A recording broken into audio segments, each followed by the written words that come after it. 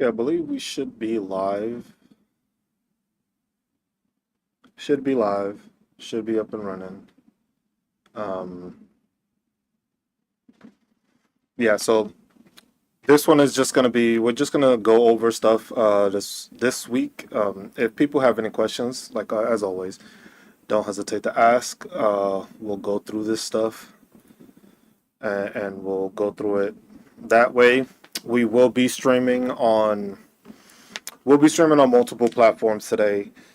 We will be on TikTok. We will be on Twitch. We will be on YouTube. We are on both our we're on both our TikTok platforms basically, so that way we can try to reach more people as best we can. The issue going there's a lot of stuff changing and a lot of stuff going on right now that we have to try to um, at least have a conversation on. There's a lot of like this past week has been full of Supreme Court orders, different stuff that's going to affect veterans at the long end of it. Um, One of the biggest things I wanted to talk about and get into was the whole shaving. I don't know if you can call it a fiasco or a whole shaving incident when it comes to soldiers and their shaving profiles now, which is becoming a it's becoming a bigger thing than it needs to be, or than people fail to realize. Like it's an attack. I wouldn't say it's an attack, but it seems like it's an attack on people of African American descent, people that have hair follicle issues. Because the thing is not everybody runs into that issue. But that's something that also goes into veteran affairs, because a lot of vets don't understand that if you are dealing with pseudo barbolifollitis, I can't even say it, shaving profile, if you have ingrown hairs, that is something that you can claim through your disability claims. Most people don't understand that. The issue that I have with this is that you are making it so that service members that have a profile have gone and have been documented. Because the thing is what people don't understand when it comes to this. When it comes to having a shaving profile, you go through the process. I didn't get a shaving profile. I went and actually did the laser therapy on my face in order to be able to get, you know, you say, can't hear me? I'm muted? What the hell? Why am I muted?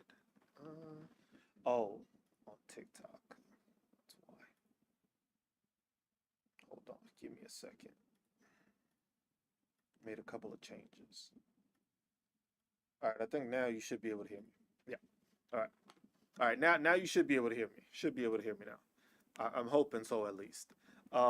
But that's what I was saying. Like when it came to like shaving profiles, right? Okay. Thank you, Jordan. Thank you all.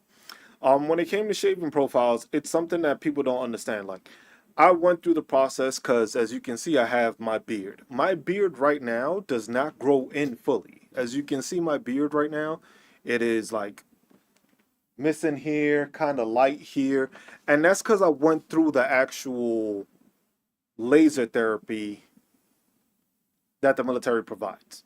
So basically, the military would provide you the ability to do that. They will give you the ability to, give you like go through the laser therapy, right? So this is something and a process that they go through, and they don't explain all the different stuff that happens to it. Because the thing is you will go through this laser surgery, and the thing is, it's literally you're cauterizing. I wouldn't say cauterizing, but it's kind of because you're thinning the hair follicles within the skin. So basically, what happens is that it doesn't grow as thick anymore, but it still grows out. So you can still receive ingrown hairs, just that the possibility of having those ingrown hairs decreases because of the fact that you did the laser therapy. The problem is that, as you can see, like I used to be able to grow a full beard like up to here, and it would grow.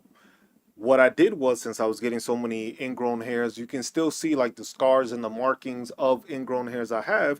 You end up going through that process because it's like, hey, if you're gonna serve in the military, what are you gonna do? You're gonna cut your hair. You have to shave until you get a shaving profile. You have to shave, and then a lot of the times is that what doesn't get taken into account is is that a lot of people go through this process and they have to shave all the time. So you continuously shaving every day, especially if you have leadership that's like nitpicking, that is like, oh my God, beards are the worst thing in the fucking world. And they're gonna continue to keep on making you shave, and all it does, it keeps on irritating your skin. So it's either you go and get a profile, or you try to be one of those shitbags that, shaves here and there, lets their hair grow out and stuff like that, which causes you more problems. So I went the route of, hey, I'm getting all these ingrowns. That was just like, I didn't know it was laser therapy. So my thought process is, I go through the laser therapy, it's gonna thin out my hair and it's not gonna grow it back. I'm thinking, or I'm under the assumption that it's still gonna grow back. That part wasn't explained to me. That was one of the parts that wasn't explained to me as a service member. That was just like, hey, you're gonna get this, and chances are your hair is not gonna grow back at all. They basically say, yes, it's going to help thin it. It's going to help alleviate the fact of you having or needing a shaving profile. You're still going to get the shaving profile. The biggest issue is that you're not going to be able to regrow your hair the way you thought you would. So now you go through this whole process, and it's just like, why are we going against service members that basically are trying to do their best and are still shaving, are going through the process because they want to stay in the military? And now there's a chance of them being kicked out of the military just because of a natural genetic issue that they have.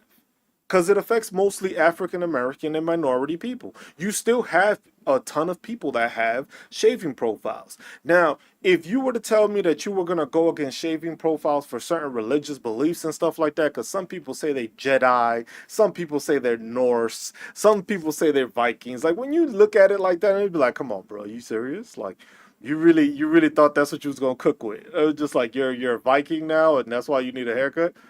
I was just like, okay, that I never understood how you got a profile for that. But at the same time, I do understand that some people, it doesn't only happen to African Americans. It's predominantly an issue that is caused with African American descent. But it's not only that. The problem that it's just like, it's a crazy thought process that of all the things you need to fix, you want to talk about standards and discipline. And the worst part of standards and discipline in the military is a fucking shaving profile. Like, you can't make this shit up. So all these old seniors that are fat, can't run, don't have a fucking rolling profile, don't do much else, they're not the problem. That's not the discipline issue, where you have a senior leader that can't run because he's on a no run profile. The problem is that soldier that's hardworking that has a fucking beard. Like, this is the nonsense that you come up with. Like, this is the stuff that is just like, are you really serious at the fact that is just like, these people are such a detriment to standards and regulations that you have to try to basically find a way to kick them out if they have a beard. So you would rather a person shave their face, have scars, have all these bumps and bruises and all these scars from shaving, instead of just allowing them to have a shaving profile, which still operates. I was a chemical soldier. The beard has to fit in, and it's because of the beard shit, is bullshit. That is complete and utter bullshit. Air Force 7 years, 100% service connected. Nice. That was just like, but people don't understand that. People just want to assume or make that assumption that that's the reason. I was just like, no, I'm chemical. I got Pro Mask right here. I got Pro Mask I could probably try on right now, and you can see that it seals. Because this is the argument I have. Me being a chemical soldier and me dealing with this on a larger rate than a lot of people. When you put on a Pro Mask, they say that the beard is a hindrance to making a seal. The one thing that I like to point out to people is that not everybody has the same shape head, right? Not everybody got the same shape head, right? Not everybody got the same fucking hairline. So if you don't have the same fucking hairline, and your hairline is either like it runs low or whatever the case, when you put in the Pro Mask on, the Pro Mask is still on your hairline. So now if you still manage to seal the mask with your hair, how is it that you can't seal it with your beard? And it's been proven because people have tested it out. Now, there's certain instances like, yes, wearing a mask, there will be little seals and leaks, and that happens regularly, but that could happen with somebody that doesn't know how to put the shit on. So that's not a valid excuse to try to say, hey, soldiers should not have beards because of the fact that they're in a thing. Now, this is a solution I would always have, and I always thought of. If you are going into a deployed environment, if you're in a deployed environment, that makes sense. It makes sense you have to shave. I don't think any soldier's gonna have a reason. It's not a valid excuse. If you're in a deployed environment and you go into, let's say, a place that they say, hey, these people may have weapons, weapons of mass destruction, or they have, biological stuff or chemical stuff, and then it's just like, all right, I'll shave. You best believe I'm gonna shut this shit off if you telling me I'm gonna deploy to an area where they might have something that I'm gonna need my mask for. That's a different instance. But you're in garrison. You're back in the unit. You're back in the states. All you're doing is training. It was just like, is it really that much of an issue to do it? And the thing is most of the people that have shaving profiles don't have anything there. Anyone served in the use of as complicit in war crimes and should be jailed. Okay.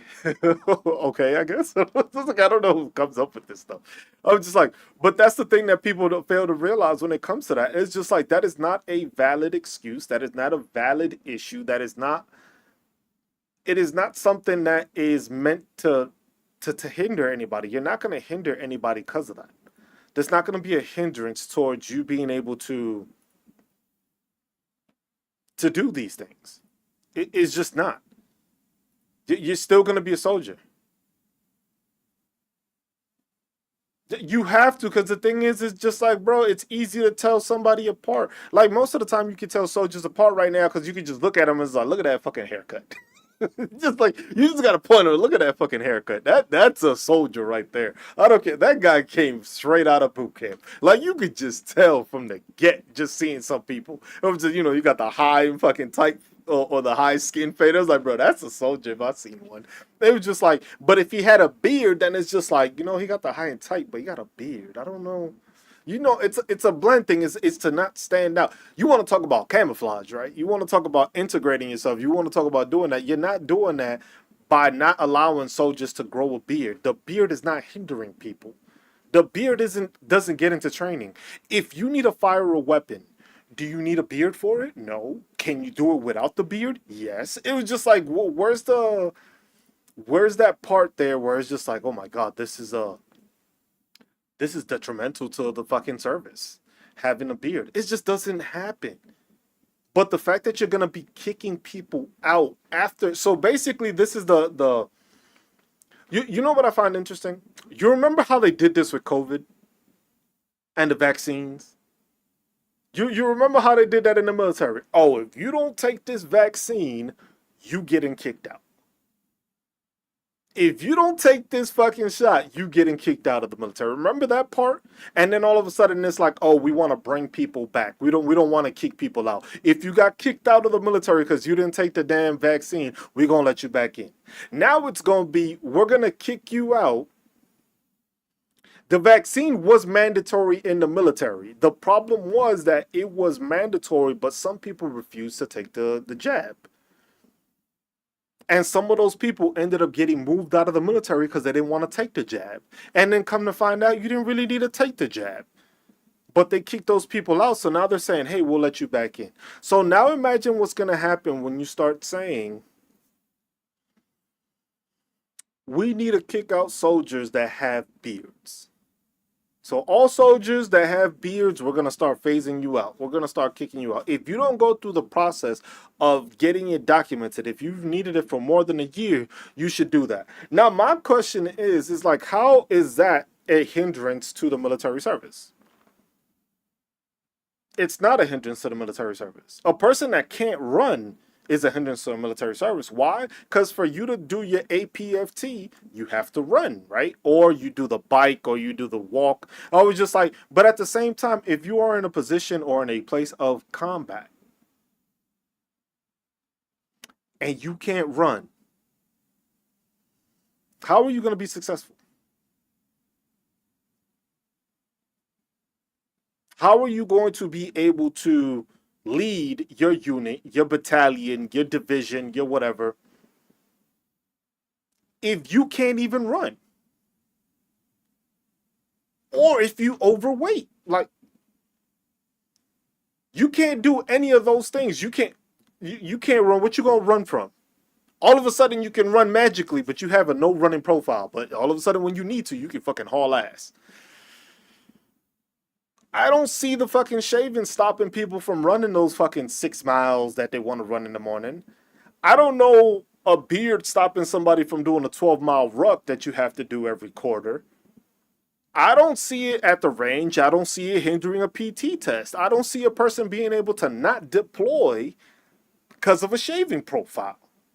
So you're telling me that standards and discipline is so bad because of shaving profiles, but we're not going to talk about all the SA. We're not going to talk about all these fraternization. We're not going to talk about all these senior leaders that are being caught in these fucking trafficking rings or what else? All the stuff that you can find that all these fucking senior leaders are doing is a bigger hindrance to the fucking force than it is fucking having a shaving profile.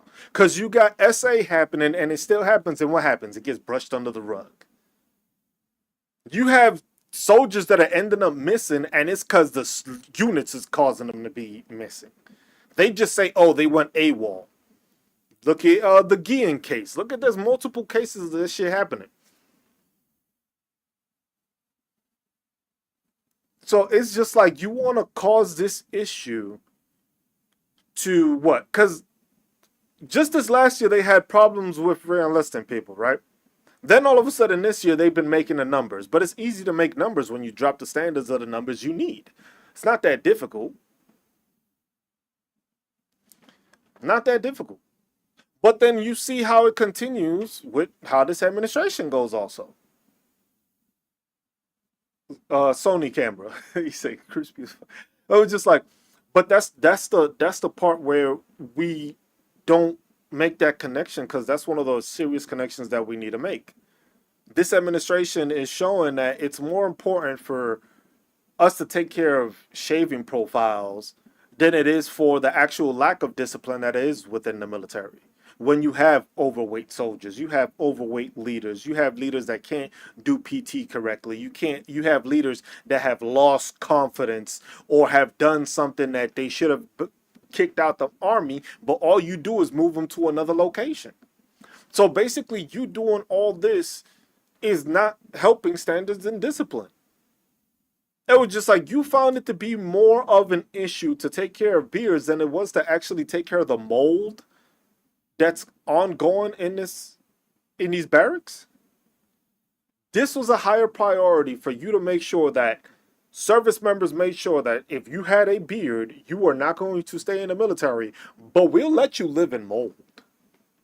We'll let you just paint over it. We'll let you, you know what? Grab some bleach and scrub that shit off. We'll be quick to do that, but you know, the problem is the fucking beards. And it's just like when you look at it, it was just like, how is that going to fix the situation? Because now you're gonna lose out on a lot of people. There's gonna be people that are gonna shave, and you always have those. You always have those NCOs. I had an NCO that always was just like, "Hey man, you can just shave. You don't need to get a shaving profile. This is what I use. I use this, and I use this cream." And it was just like, and that's when you start understanding that some of these leaders don't understand that not everybody has the same skin. Not everybody has the same type of hair. Not everybody has the same thing, and that's when you start seeing that some leaders understand different backgrounds and different ethnicities and different hair growth, and then some don't. Some just think that it's a one size fit all. It was just like, oh, because you can't grow a beard, you mad at me because I can. Like, what the fuck? So you mad at my genetics because I can grow a beard, but you're gonna tell me I need to shave it all the time and you should use this cream and that cream, and it doesn't work that way. Those things do not work that way. You have to understand that every soldier is different. Every person is different. Everybody's skin is different. What may work for you for ingrown hairs may not work for me. So you can't tell me that because of that you're gonna base it on, oh, this guy has to be kicked out of the military because he got too many ingrown hairs. He can't control it. And it's just like when you look at it, the people that have shaving profiles have to keep their beards correct because you can't have it over a certain length because on the profile it says, hey, you can have your hair a quarter of an inch long, half an inch long, an eighth of an inch long, and you have to maintain it that way. So if you're maintaining it that way, that's a problem. It was just like you exactly. It's just like you have to have it looking professional, anyways. So it's just like in Garrison, it's not like you have people walking around with the fucking Rick Ross or fucking James Harden beard. They're walking around with regular beards. They're walking around doing the regular stuff, going to work, doing their jobs and everything. And it's not like they're causing an issue. But you always have those leaders that is just like, they're quick to go up to a soldier like, hey, where's your shaving profile? You got a shaving profile? Where's it at? You got to have it on you at all times. But then you see that fat fuck of a fucking leader walking around and be like, hey, bro, why don't you go up to him and tell him that his uniform is too fucking small? Or that he's too fucking big? And I was like, that's a bigger concern for me than it is my fucking shaving profile. That was like, you can go quick to go and correct a fucking soldier, but that overweight fucking senior, you stay quiet on. You don't want to say anything to. You just want to keep soldiers fucking mad at the fact that you want to keep on harassing people because you ain't got nothing else better to do. Your best correction was to go after a soldier because he had a beard. But then you have people that are fucking overweight, can't run in your own unit, but you don't correct them. You have leaders that are trying to implement shit that they themselves can't do. I was just like, oh, we're going to do a 12-mile ruck, right? But that leader's on a fucking profile that can't do any ruck. So basically, you telling me we gonna do a ruck, but you not because you can't do it because of your profile? I can still operate with my profile with a beard. No running like, and that's what it's. I don't want to say it's racism, but it seems like it. I don't want to use that card. I don't want to use that card that it's a racial thing. It was just like that's something I know that has been in the military for a long ass time. Shaving has been a shit. But it's just like shaving is not that big of an issue. It's not a standards and discipline issue. Because the thing is now I'll understand if you would have told me that everybody had a beard. Everybody can't grow a beard. Everybody can't grow a beard in the military. Not everybody. It doesn't, but that's the thing. That's why they're making it that way because it does not affect only people of color. Because there are white people and there are people that don't have the complexion or the curly hair that still end up with shaving profiles. So the thing is basically this is their easy button, basically of saying, hey, we're going to get rid of everybody that has a shaving profile, no matter what. Because the thing is a lot of exemptions were made, like I was talking about earlier with the whole, I believe in a Norse god. Because I saw that one, I was just like, bro, what's your religion? He was like, Norse. I was like, what? I was like, when the fuck did you learn fucking Norse religion? Did you come into the military with that religion or you just came up with it afterwards? And a lot of them come up with it after the fact that now they believe in this and stuff like that and they got it. Now, if you are of Muslim descent or belief and you decided that, well, you have to have a beard, now that's different because that's literally a religious thing that is known across the world. They have a beard. Or they wear the fuck, I forgot what it's called. That's something you know. So it has to be, it's an exception. If you want people to serve in this country, you have to do it. The thing is I saw a report also that for a lot of the people that are joining the military, it's the hijab. There we go. They have a different name for it too. I forget what the fuck it is. But those are the same that is just like some places, and then it is difficult forgetting. Because the thing is you're not paying attention. It is. I wouldn't say it's a way for them to go after people of color. Don't get me wrong. It's an attack on them. Because the thing is the biggest. Because you got to remember, if y'all don't know the guy's handle, I think it's like Black Unicorn or something. Black Unicorn 2023, something like that. He's a master sergeant in the thing. His name is Master Sergeant Parker. He went through the issue where he lost his diamond because he had a beard, and that's because he was in 25th ID out in Hawaii, and they didn't give him the position because he had a beard. And they were trying to make him get rid of his beard, and they were trying to make him cut his beard so that he would get the position. And it was a big hoopla. It's gone across a lot of the military where he's been fighting and advocating for fixing this issue. If you have a shaving profile and you have ingrown hairs, he was basically fighting for the fact that it's just like, hey, this is something that naturally happens and it's proven and it's a medical condition. It's not like it's soldiers, like some soldiers be bullshitting and they just like, oh, I need a shaving profile. Doesn't always happen that way. For some people that's the case. For most it isn't. For most people they don't need a shaving profile. For most people it's just easy to say, hey, I got a shaving profile, I need a shaving profile, it's on, and we'll go from there. And it's just like, no.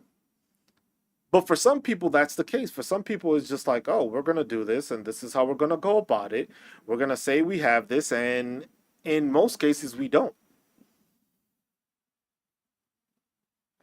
And the thing and that's why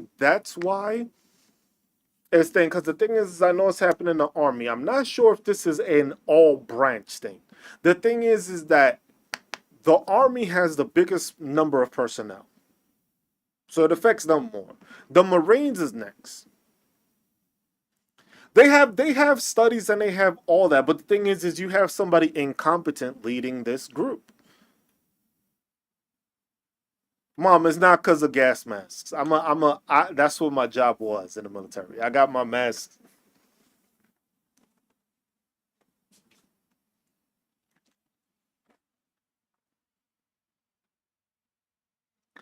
It's not because of this.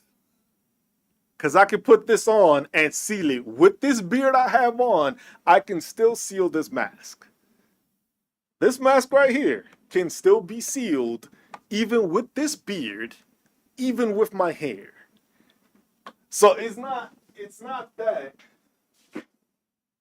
it's not the mask that's causing the issue. Because the thing is for some people it does, but you see how my hair is like, look, you know what I'm gonna do? I'm gonna put it on for you.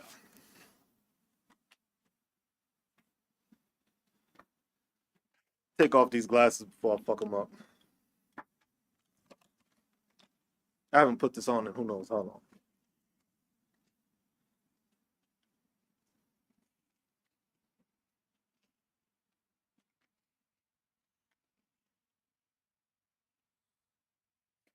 See how that's sticking to my face? I don't know if y'all can hear me clearly. I don't have the microphone connected to it.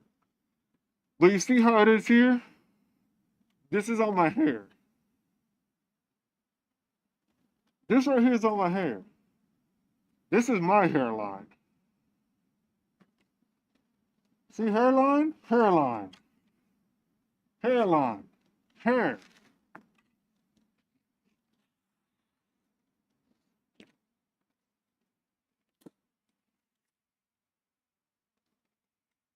And you just gotta seal it. And that's it. The problem that most people have is any air escaping? No.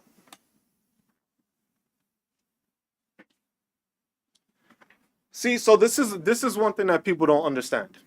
When it comes to wearing a mask and having that mask, what you're supposed to do is before anybody does that. So since I was chemical, my job was to make sure everybody got one of those masks and it's sealed. That was my job at first, and then started doing a whole bunch of other shit. But that is my main job at that point. Is basically now I was in supply, I was chemical. I just did everybody else's job because I barely did mine.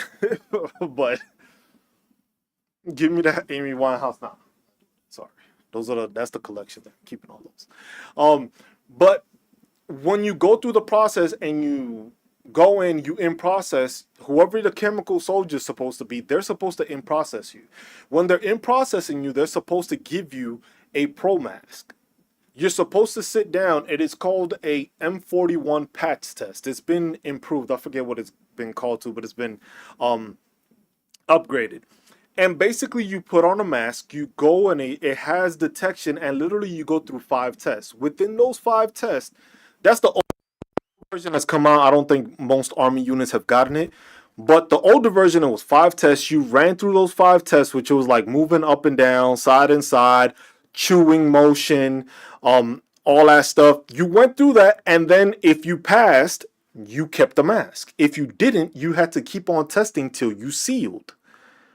Depending on, because there was a small, there was a medium, there was a large. If you fit into one of those, whichever one actually sealed on you, that's what you kept. And like I said, some people's hairline, some people had those widow's peaks. If you had a widow peak, your pro mask was gonna be sitting on your hair regardless. But the thing is once you tightened it, if it's tightened up, you're not gonna feel anything. It's not gonna affect you. Why? Because it's sealed. So it's meant to be sealed on you so that you know that in any case you can use it. And you can always recertify that. Most places don't do that. Most places will hand a person a pro mask and that's the last time they use it. So you're not gonna tell me that it's a military thing.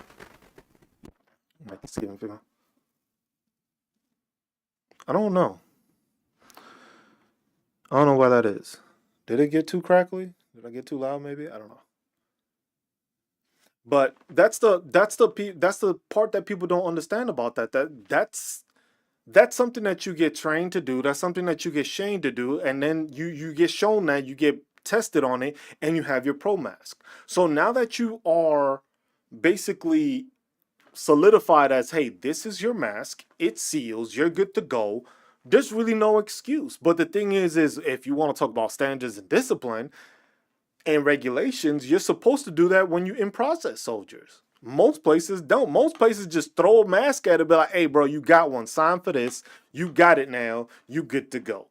Most people don't actually get tested on their mask. So if they were to go into an environment, they don't do it. But then at the end, they're scrambling before the deployment or whatever. Oh, we got to do this testing and stuff like that. And it's just like,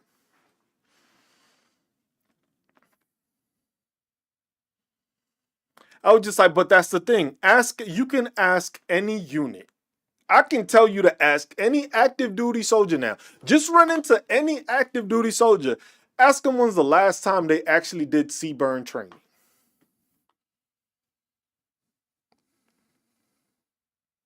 Just ask them. Ask them when's the last time they actually did some CBurn training. And they're going to be like, oh, that was months ago. Or shit, I can't remember. Or damn, my fucking pro mask is at the bottom of my duffel bag or in my fucking in my tough box, and I haven't seen that shit in years. It's just like there are certain cases where the pro mask doesn't seal. That does happen. It's not like it doesn't happen. So I don't want people to think like, oh, there's no pro mask. It's not gonna happen that way. Because the thing is it does happen. That does happen. Pro mask will be an issue. But then it's just like you get tested for this. There's procedures for this. See, look, I know it was just like if any military verts are here, you can. Oh, no, I keep hitting the mic because it's close. That's why. But it's like you can ask any military service member, how many times did you do CBER? How many times did you go and actually put on a pro mask? How many times did you go through a chamber? How many times did you actually have an actual CS grenade thrown towards you? And most of these units and most of these soldiers gonna be like, damn, I can't remember. I was just like, I don't even know where my shit is. So you're not gonna tell me that that's what he said once in Look, see, some people don't even get that. If you are not checking your mask once a month, you put yourself and your team at risk. But that's the thing that people don't understand. I'm not going to say that it's discrimination. It's something that from the dawn of day, it is discrimination. It is discrimination because the thing is when the military first started, the people that had these issues were African American descent. And remember, there wasn't a big integration at first when it came to the military. The military came a long way through where it was just like, hey, white units, black units. He said I was in an active. Bro, you don't even do it. You do it, and they'll tell you to get into mop 4 for no fucking reasons, and then you just sweating balls for fucking 2 to 3, 4 fucking hours and fucking thing that you ain't even fucking using. I was just like, that's the biggest thing. It is something against African Americans. I'm not gonna say it's fully, but it is a big factor against African Americans because they just don't want people to have shaving. They don't want people to have shaving profiles. They don't want people to have beards. And I was just like, I don't understand how that stops it. 74 Delta, Jordan. I was just like, that doesn't stop it. Because like I said, I just put it on and y'all just see me put on my mask and I sealed it with no issue. Now, there are certain instances where it doesn't, or it may seem like it's sealed or it didn't, but that's the whole point of testing it. That's the whole point of getting your mask fitted. Because the thing is not everybody has a hairline. I was just like, look, if I shave properly, even if I have long fucking sideburns, the side of my shit was still on there. And that's why I showed you that you can still see the hairs on each side. So it's not something that is just like, yeah, they are trying to they're trying to control it, but at the same time they are trying to get rid of people that they don't want in the military. They don't want people with shaving profiles. They would rather have somebody that can't run instead of somebody that has a beard.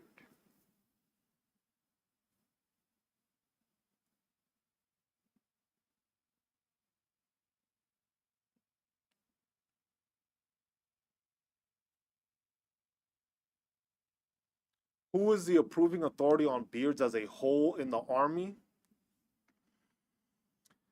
That that one is a loaded question because the problem that we have right now is that when it comes to approving authority, it's your commander.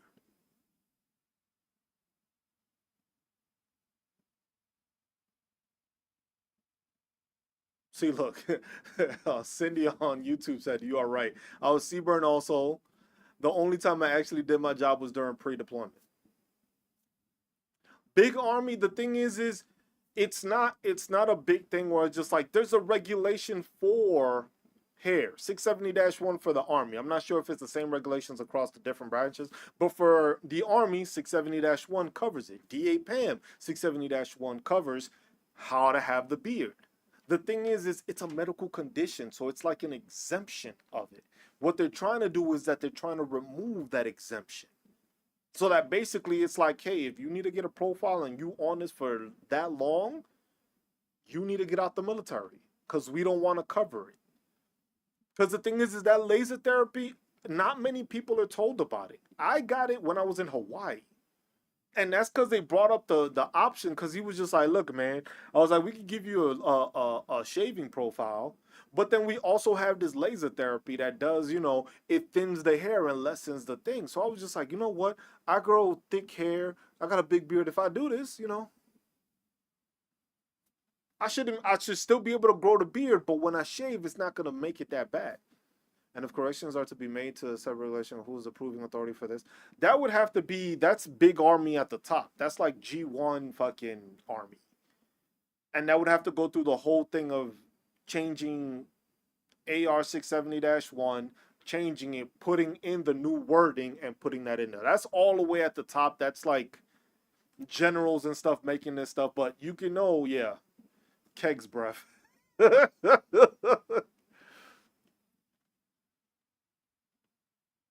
No, so the laser treatment, the military will pay for the laser treatment. The thing is that not many people get it mentioned. Not every location has it readily available. Like in Hawaii, that was something that they had readily available. I had never heard of that laser treatment till I got to Hawaii. I had the issue while I was at Fort Riley. I just shaved and I kept on getting bumps and stuff, and they would just let me know. The thing is it also depends on your leadership. Because the thing is if you're a hardworking soldier and they know you, they let it slide a bit. Because it's like, yo, this dude works his ass off. It was just like, yeah, they covered the laser treatments. The laser treatments are covered. The thing is that they don't mention it a lot. There was this one doctor, it was a Lieutenant Colonel Cho. That's all that man did. Literally, he was just doing the laser stuff. I would go, and it was like every month I would go, and they would do it because you have to have like 3 or 4 sessions. The problem with it is that when you get it, you will blister up sometimes. So it's just like the hair follicle when it's like burnt and stuff. It's still trying to grow, but you will grow like it'll be like a little blisters. And I have blisters on my chin. You can't see the scars, but I got percentage for the scars that I have under my chin here. My hair grew back, but that was it.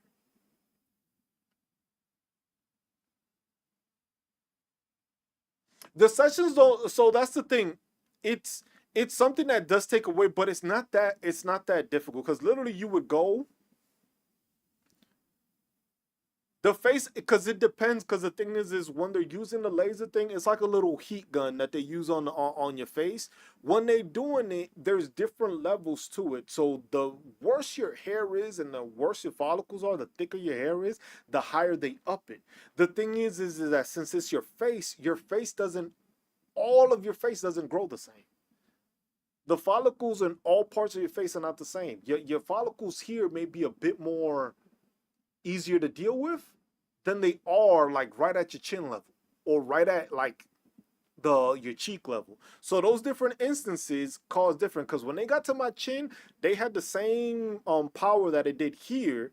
Here you can see it thinned it out, but then it just gave me fucking scars on the bottom of my chin when he tried to do it. You can see on my neck here, you can see how I have darkening parts. Yeah, I have the darkened skin, that little part. That's part of the pigmentation that sometimes changes. But then sometimes that was just ingrown hairs that I just kept on messing with. Because there was times that literally like you would get the laser and it was like you could see that it was blistering and you can literally like squeeze out the whole hair follicle out. And it's just like, so it depends on your skin because if you have sensitive skin and you try to do the laser, it may do some discoloration or it may scar you. So that's something that has to go after that. That's the thing.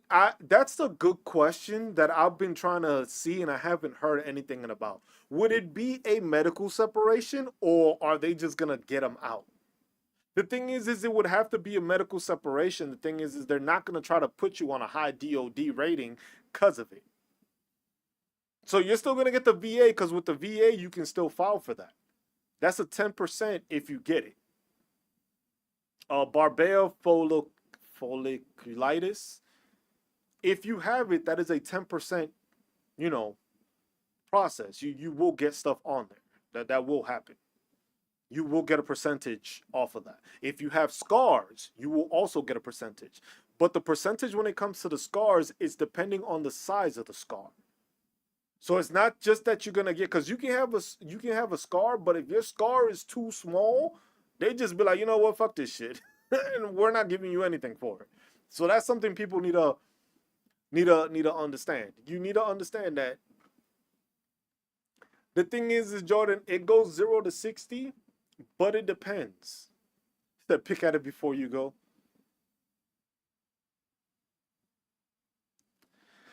See, that's the thing. When it comes to pseudofolliculitis barbea, there we go. It depends on the severity. So the thing is it depends on how bad you get those bumps. If you had a shaving profile, that's an automatic 10%. Automatic 10. The thing is if you do laser, they might not try to give you a higher amount because of the fact that you went through treatment and they know it lessened it. Because, like I said, my hair on my neck, thin as hell. Thin. You see this shit is thick as hell. And it's just like, same treatment, same thing, but it just worked better on my neck that it actually made it thinner. I still get ingrowns, but I don't use regular shaving anymore. I just fucking trim and just keep it low to not get more ingrowns. But at the same time, I don't have to worry about shaving every day. So I can pick at it and get those ingrowns out a lot easier than getting shaving, breaking out. Then the next day, having to shave again, breaking out. Then shaving again, and it's a continuous cycle, and that's why people get those profiles. But that didn't stop me from doing my job. I ended up not getting the shaving profile because of the laser because I didn't have to worry about too many. I still had ingrowns, but they were not as severe. But for some people, just putting a razor to their skin is just like, see, Mom, that's the thing. You would think that the military would offer that. You would think that the military would offer a thing like, hey, you have issues with your skin growing. How about we just wax your face free of charge to the military, and you can at least go a couple of months or at least a couple of weeks without having to worry to shave. That's something that can be proposed, but they rather do the laser because if you do the laser, there's a chance that that hair might not grow back again. I have a line here, like you can see that it's patchy, but there's like a little spot here where I barely have any hair growing. What's up, JC? Barely have any hair growing, even though sometimes that's because of the CPAP machine too. But those are the things that people, it's just like it's not that important and it's not that much of a focal point to make such a big argument about hair. It really isn't. It's not that devastating to the fucking military. But it's just like this has been an issue and it'll continue to be an issue, and that's why they're trying to stop it. Because the thing is you have some, like, that's the thing. It's the military, right? You already know you're gonna have some people that are just gonna try to push the boundary. Just push the boundary. And that's what they're doing. Some people, just like I said, if your religion is Norse or Viking or Jedi or some shit, and then it's just like, oh, that's the reason I got a beard, I would understand why it would be an issue. But then if it's people African American descent, because that's people that have it the worst, if they're having with it, they should have those exemptions. And the process that drives me crazy about it even more is like, this isn't CPAP, so you get no. So a CPAP machine, if you get a CPAP machine after having a sleep study, if you've done it and it's connected to military time in service, the max you can get for a CPAP machine is 50%. You can't get any higher than that. I think it's 100%. If it's 100%, it's like they have to do surgery, or you got a tube or some shit. The max you can get is 50% for a CPAP machine. I'm at 100% PNT, but that's because of everything else I have. So those are the things that is just like you have to I guess you have to pay attention to, because those are the things that are there. If you got a CPAP machine, that's 50%. If you got migraines, that's 50%. PTSD can range from 0 to 100%. What else?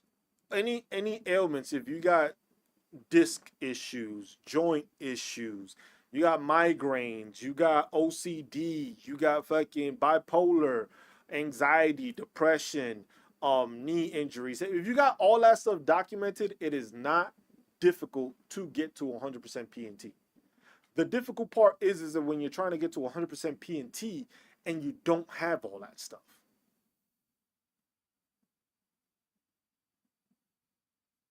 What's up, Cindy? No, they have not changed the regulation on the CPAP. It is still 50%. That is one of the changes that they're proposing. Stuff may change in August. In August is when they're trying to make these changes. They were supposed to change this May. Most of the stuff didn't.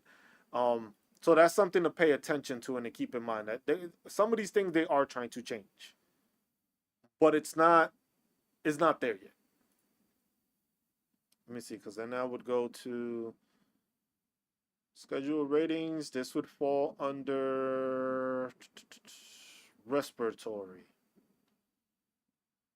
So they haven't changed it yet. They plan to. But you got to remember, when it comes to any mental issues, they get combined. So literally, that's one of the talks and the changes that people is that they're trying to implement. The mental health rating is, they're trying to change that. They're trying to change it so that it's, I believe it's like 5 different domains, and then depending on your scoring on those domains is what you get.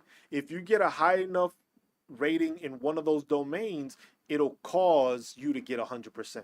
So what they're saying is with the new mental health evaluations that they're trying to change, it will actually be easier for people to get an increase or a higher rating through mental health, because it's taking different aspects now. So the aspect may be, I think is like work related, socially related, I think like interaction or something. I forget what it is. I know I did a workshop on it like a couple of months ago, and it explained that basically like it gave you the breakdown of that. So basically, it shows like, oh, you got this, you got these different domains. Depending on the points and the stuff you get through the domains, that's what you end up getting.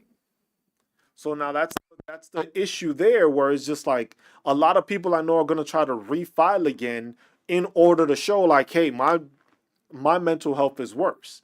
But it's still gonna be that what people still need to understand is just because that rating is gonna change, the rating criteria is gonna change. It does not mean that you still don't have information. You still have to have documentation showing that. You still have to have those therapy sessions showing that you have gotten worse, or you have these symptoms, or you have that. You still have to have your documentation. And that's what a lot of people fail to realize. It's like, look, if you didn't have the documentation to get a higher rating with this criteria, that means you're not going to get a higher rating with the next criteria if you didn't have the proper documentation to be successful with this criteria. So that's one thing that people need to realize also. When it comes to those changes are going to be a big influence, but those ain't the only changes that are happening. They want to make changes to sleep apnea because they don't want you to do that. They want to make changes to tinnitus. One of the things that I've noticed that they're trying to do with these changes that they are proposing and they want to implement is to try to minimize where a lot of service members and a lot of veterans are trying to take advantage of the system. And what I mean by that is that some service members are using that secondaries to connect, to connect, to connect, to connect. See what I'm saying? So they start off with tinnitus. Then tinnitus becomes migraines. Then migraines becomes insomnia. Then insomnia becomes this. Then it becomes that. And it's just like, that's how a lot of veterans are doing it to get their percentages up. Now, I'm not saying that they don't have these issues. Most of them do. Good morning, Internet. It was just like a lot of people do have these issues. A lot of people go through these problems. That doesn't mean that they are all service connected. Because the thing is what most people are doing is that they have tinnitus, and from tinnitus they're connecting secondaries to all that stuff because it's available to do it. But one of the changes that they do want to do, but they haven't been talking too loud on because of these changes that they're making, is that they want to start reducing the amount of people that get disability. One thing was proposed that if you have less than 30%, they want to have it that you don't get anything. And at 30% is where it starts, where you start receiving pay for your dependents also. So they're saying if you got 10 or 20%, you don't get any compensation. Which is crazy to see, because the thing is it's still something that was caused by the military that's causing you this issue, but that's something that they're looking at changing. Now, how long that gonna take, how it is, we don't know, because the thing is the way these people are operating, we don't know what's next.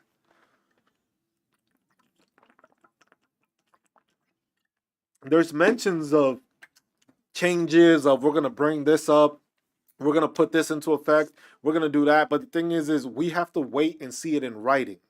That's the biggest issue that we have right now, is that not everything is being put down in writing. The whole judge blocking thing, like this is a take that I have with the Supreme Court doing this, right? A lot of the stuff, it's not even like, a lot of people are taking a lot of how can you put it? They're putting a lot of anger on the Supreme Court for like, oh, they didn't rule on it, they didn't do this, they didn't do that. But y'all failed to realize that they basically said that you can't do it this way, but you would be able to do it that way. So a lot of people are taking it that the Supreme Court just wholeheartedly signed off with Donald Trump. And this is the part that people don't understand. Basically, the Supreme Court said that they can't say nothing against it, that a federal judge cannot do a nationwide injunction because it's like that, but it's allowed to be done under a class action suit. And exactly, I think it was like maybe a couple of afters after the Supreme Court decided this, there was already a group that filed a class action lawsuit against Donald Trump and the United States government to not allow them to conduct this birthright citizenship change. Because now it is a class action. So basically, the Supreme Court said it's like, hey, we ain't going to be able to do this because they don't have that power, but they still have the power if it's a class action suit. So if it's a class action suit where it's just like, hey, class action, wholeheartedly, then we can still block it. But then also the Supreme Court is giving the ability of the state or that district to manage it. And you got to remember, there's going to be some places and some states and some regions where they may be more Republican based and they may decide, you know what? We ain't going to have a problem with it. We ain't going to say shit about it. But there's gonna be liberal parts. The way this ends up coming out is just like we're gonna be like the fucking European Union. That's what I see this becoming. We all fall under the United States, but each state is basically gonna turn into its own fucking country. Same way Europe is. Everybody's in the same thing, but every country got their own thing. And that's what it's gonna look like in the United States. Each state is gonna be different because with this, it's basically saying like, hey, federally, we can't block everything across the nation, but we can block something in this region. We can block something in this region. So if you're in that Northeast region, which is mostly Democratic, they're gonna probably vote for shit in a certain way. If you go down south, it's gonna be done in a different way. But if you do a class action suit, that may change all of it. That may block it entirely, but otherwise it's not going to block anything. So it's just going to be people continuing to try to do this, and it's just like you're going to keep on seeing more lawsuits, and people are just going to try to fight it that way. So it's still going to be there, but the thing is you have to have the ability to sue, and that's where it becomes difficult because poor people ain't going to be able to sue unless there's a lobby group or somebody that has that. It's the same thing. If that doesn't happen, we're not going to have the ability to make those changes. So it would take, I wouldn't say it would take the right person, it would take the right people to make the right lawsuit. Because then if it's the right people with the funding, because you got to remember, going to court is expensive. Basically, the easiest way for them to do it is just like, look, if y'all all broke, I know y'all ain't going to put up money to try to go against this. So it's going to be on those groups, on those corporations, on I forget what it was called that they filed that class action. It's going to be dependent on those people to lead the way. And then everybody else support them after that. Because the thing is a class action lawsuit, that's a lot of fucking money. A regular day person, myself, I'm not going to take a class action suit against the United States government. You know how much money you're going to have to raise? You know how much money you're going to have to put into that? It has to be like a non-profit or some shit like that sponsors that. Because the thing is otherwise, there's no way in hell regular day people are going to put money together to go against the fucking government. And that's why they want it like that. That's why they say it's a big win for Trump. Because they know the people that a lot of this stuff affects don't have the money to go against it. But when you put people that have the capability to go against it and they have the funding, then you can have those class action suits. So it's not the Supreme Court saying, yes, we want to do it, because you got to remember, this was a case that was decided at the lower courts. The Supreme Court just said, look, we ain't going to say shit about it, but we're going to let the state handle it. The state already said it didn't want it to pass. So it's literally Trump saying, yeah, the Supreme Court is saying, you know what, we ain't getting caught in this bullshit. Send it down to the courts. Let them fucking decide. The court already said they didn't want that to happen. That's why Donald Trump pushed it. Yeah, I keep doing it. It's too close. My bad. I'm going to step back a bit. I'm going to move back. I talk with my hands too much. But that's something that is just like, they don't understand. And most people don't understand that. Yeah, if I hit the mic for some reason, it like sends a haywire. I don't know why it does that, but that's what it is. So people need to understand that part when it comes to the government. Still got feedback? I don't know what it is. Maybe it's because I have my phone. I don't know. But I know definitely every time I hit it, it causes an issue. So is it still doing that?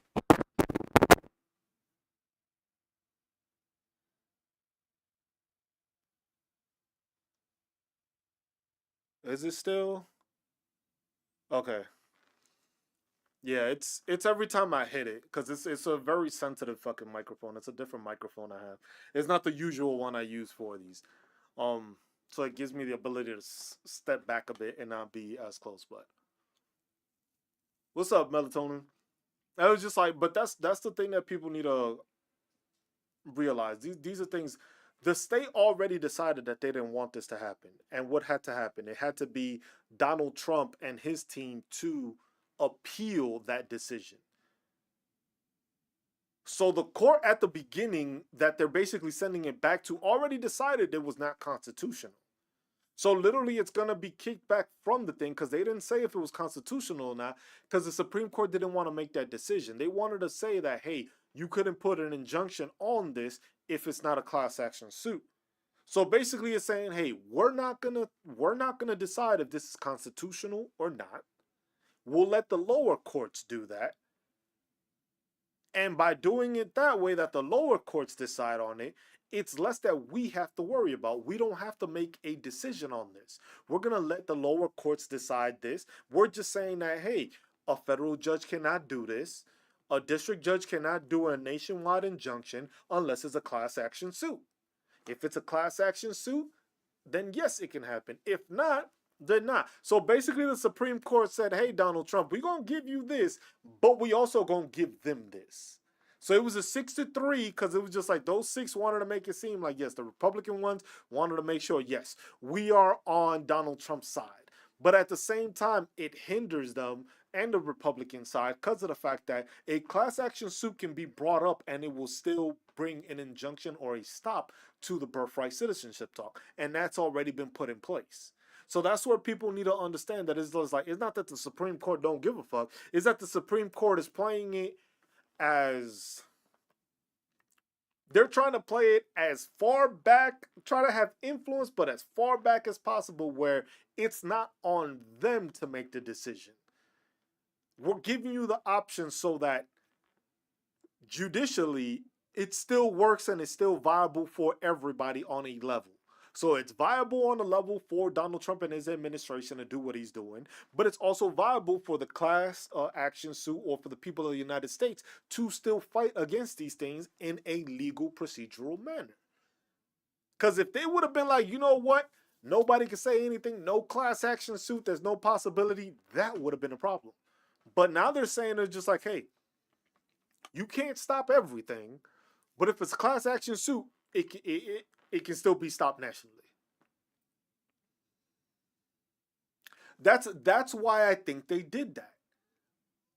Because I don't think all of those Republican Supreme Court justices are on his side. Some of them are siding with him, but I don't think all of them are on his side. I know a lot of them don't want, because the thing is if they take away, what's up, House? If they take away their ability to function as the highest court in the land, then they're obsolete. Then they're obsolete. If they don't have any need to decide these things, then what the fuck do you need the Supreme Court for? So basically, with them siding this way, it's like, hey, we still have our power of the Supreme Court as the highest house in the land, the highest court in the land, but we're gonna let other people decide this stuff in where they want to decide it. It was just like, because this is the most I've seen where the Supreme Court is looking at cases so quickly. There's the same time the most I've ever seen fucking Republicans fucking work. I was just like, I've never seen Congress work overtime like it has so far to try to change things or fix things or have all these fucking congressional hearings. I was just like, all these congressional hearings, all these fucking committees, all these things are happening at all times of the fucking hour. Yet these people don't do this shit all the fucking time. All of a sudden this year, these motherfuckers got the pep in their step to get everything done to supposedly help the American people, which they're not doing. Oh, just like a lot of people are scared of them, and a lot of people are just scared of it because the thing is they know that if the way like this cult following that Donald Trump has, they don't want to go up against that as Republicans. Because it's easy for Donald Trump to be like, yo, that dude there, trash. And if Donald Trump says that, you know, all those cult fanatics in whatever district or county that is are going to vote that person out. It's not even in question. It's just like you got such a cult following from MAGA in those locations that whoever that Republican is that doesn't side with Donald Trump, he's going to get kicked out. They're going to try. Didn't you? We already heard of him trying to say, oh, we need to primary these couple of Republicans that were against the big bill. So he's already done that.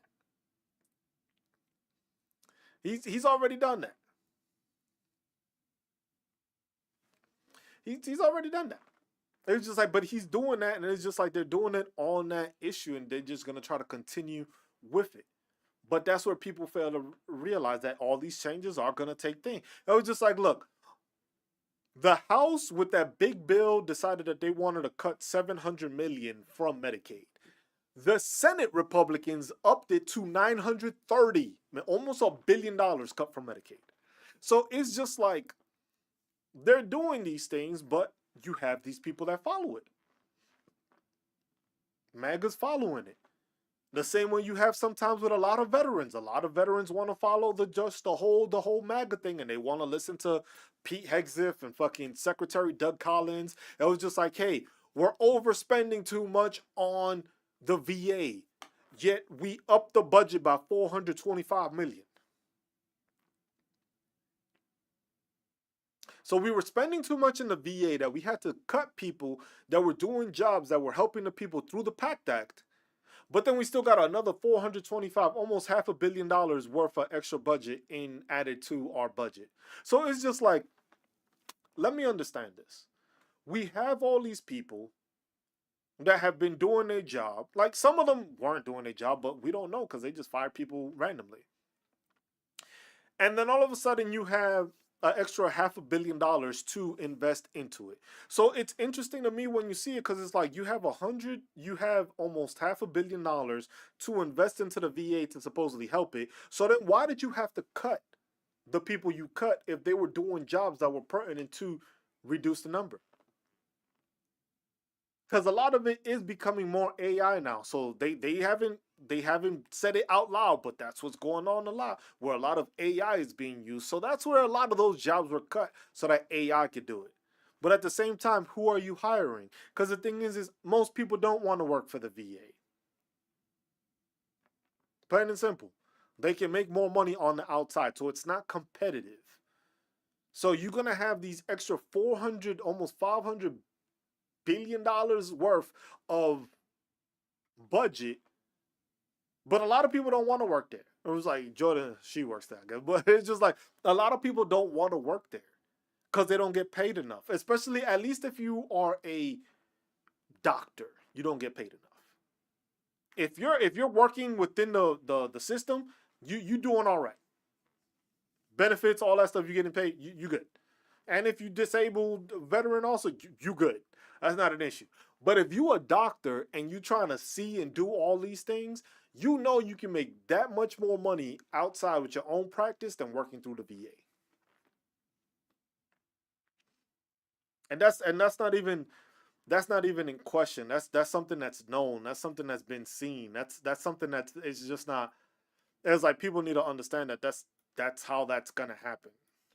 But you have funding for it. We got to see where this funding is. They're saying they're gonna put it into high priority stuff, and it's just like they still haven't even made the cuts they were planning to cut because they're still planning to cut more jobs.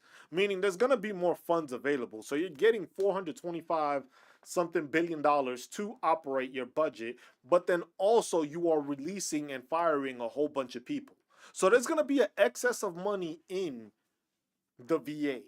So to not say or not be able to actually produce the results that people need to actually be successful is an issue. And that's something that needs to be looked into with the VA.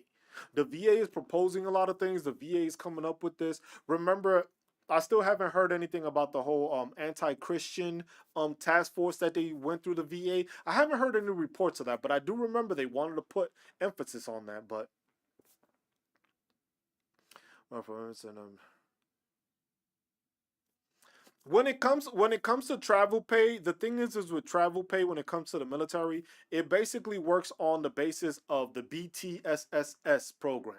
And basically I believe it's up to 180 days that you can file for travel pay for it to be covered. If it's past 180 days, I don't believe you receive anything in back pay. So you have to make sure that when you go to your appointment, if you sign up through the BTSSS program, 30 days. See, there you go. Thank you, Gina. So it's 30 days. So you get 30 days to file for any kind of travel pay reimbursement. The link is, give me a second. I'll get y'all the link for it. Where the fuck is this shit at? Why don't I have this as a bookmark? That's interesting.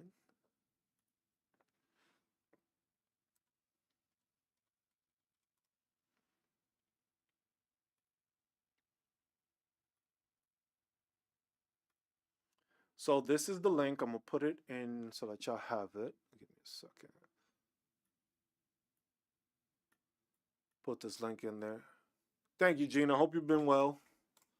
There's that. That's the link for the travel thing. You can do it. You can access it that way, and that's what you have to do to get through to it, and that's what you use. But you have 30 days to file for a claim and then be able to get it. If you're doing it after the fact, you're not going to be successful. They are not going to reimburse you for that. Because basically it's saying you got 30 days to file this. The same way if you go to an emergency room, you got 72 hours to let them know, let the VA know, hey, you went to the emergency room so that they can cover that issue. Yes, they do have to have that. Um, Especially when it comes to community care. I was just like, that's even that link is there just to sign up for it. If you got any kind of travel or anything, that's what you want to use because you're gonna sign up through there. Once you do that, if it is most of the time, they will populate in the system. It's not always that it happens, but most of the time it will populate in the system where it will say, hey, you can create a claim for disappointment, disappointment, disappointment. And most of the time it will say you checked in and you checked out. Sometimes. A lot of the times when it comes to the community care appointments, you have to make sure that you have the documentation showing. Like when I go to the periodontist, they give me a form basically saying, hey, he came in on this visit on this time and that stuff, and I can use that and I can put that in the claim. Gina, for me, I've had other ones populate that were not the primary ones. It's literally it has to do with the community care. The community care has to let them know about the appointments because sometimes they communicate with each other where they're tracking these appointments, and then sometimes they're not communicating with them, and that's when you have to do it on your own. So with me, when I go, like sometimes when I go to the chiropractor, it'll show up and I'll get a message from the VA app. It was like, oh, you have an appointment at this time, and I'm just like, what fucking appointment is this? I was like, I didn't schedule no appointment. And then you look at the time and the day, and it's just like, oh, this is my chiropractor. Okay, I got it. And you can claim it, but the shit is like a mile away, so I'm gonna get like what 30 cents for like like 40 something cents for a mile. So I don't even bother to do it. But when I gotta go to the VA facility, that's an hour away. I file for that one. But it depends on how it's tracked. But you should always get a paper saying that you went to the appointment and stuff like that, because you could just upload it. The same way if you had food while doing that, you can take the receipt and claim it on there. Sometimes they'll give it to you, sometimes they don't. They will give you the mileage. That's something that will be covered through the mileage. Besides that, you got food. If you had to stay for a hotel and stuff like that, because it was like a 2 day thing or whatever the case, you can put that in there and try to file it. Does it always go through? No, depending on the necessity of it. But most of the time it does file. If it doesn't, you got to make sure you're updating it. But you can just get reimbursed for that. It's $18 a deductible basically for like the first amount. So $18 gets taken out at first before you get any payments. Then after that, you get paid for miles, food, and whatever they reimburse you for. But those are things that most people that they don't know. So it's just like that's not on the VA. But like I said, cutting jobs, cutting that stuff, it's just gonna be interesting now because, like I said, now the instance of like we were talking about the whole beard profile. And Gina, I don't know if you've heard more about this, but I don't know how that's gonna affect filing for it on the back end. Because you gotta look at it like this: if they're making these changes within the military, it's not all over the branches, but it's going to cause a change through the CFR. It's going to cause a change through claiming having a shaving profile.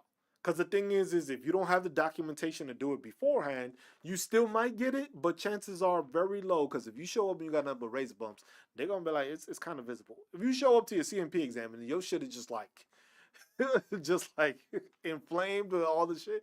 That's one thing. But otherwise, you need the documentation for it. For me, I had the laser therapy, I got the fucking scars, and I was able to get it with no issue. Not everybody does that. Not everybody claims it.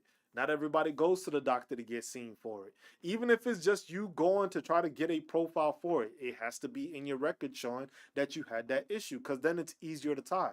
But if you don't, it's kind of difficult. And a lot of service members don't even know to file for pseudofolliculitis barbea.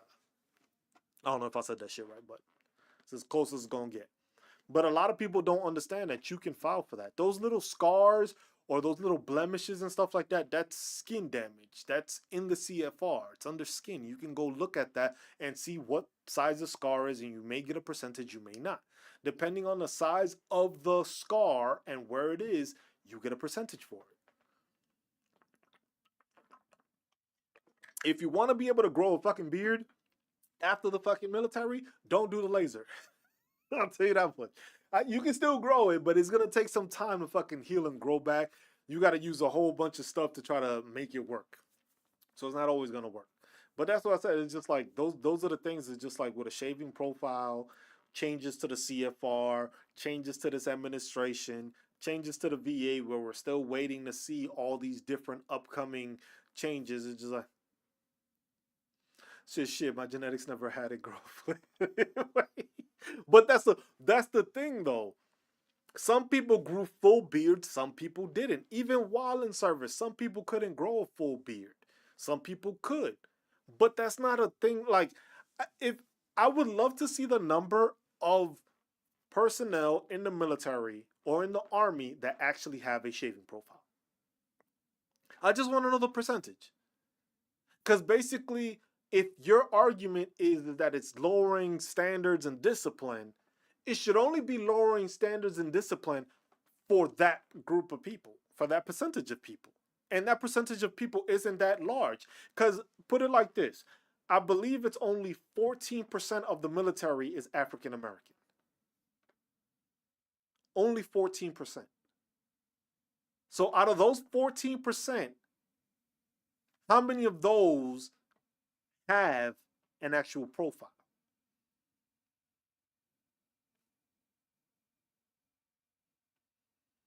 That's the number, because the thing is you're making such a big issue on this off of such a small percentage of people. There's not that many people that have, like, there's thousands probably that have the shaving profile, but the army has an end strength number of like 450 something thousand, 400 plus thousand. 14% of that is African American. And then an even lower amount actually has shaving profiles. So you can't tell me that a 5% of the military may have a shaving profile, and that is what's hindering our discipline and standards.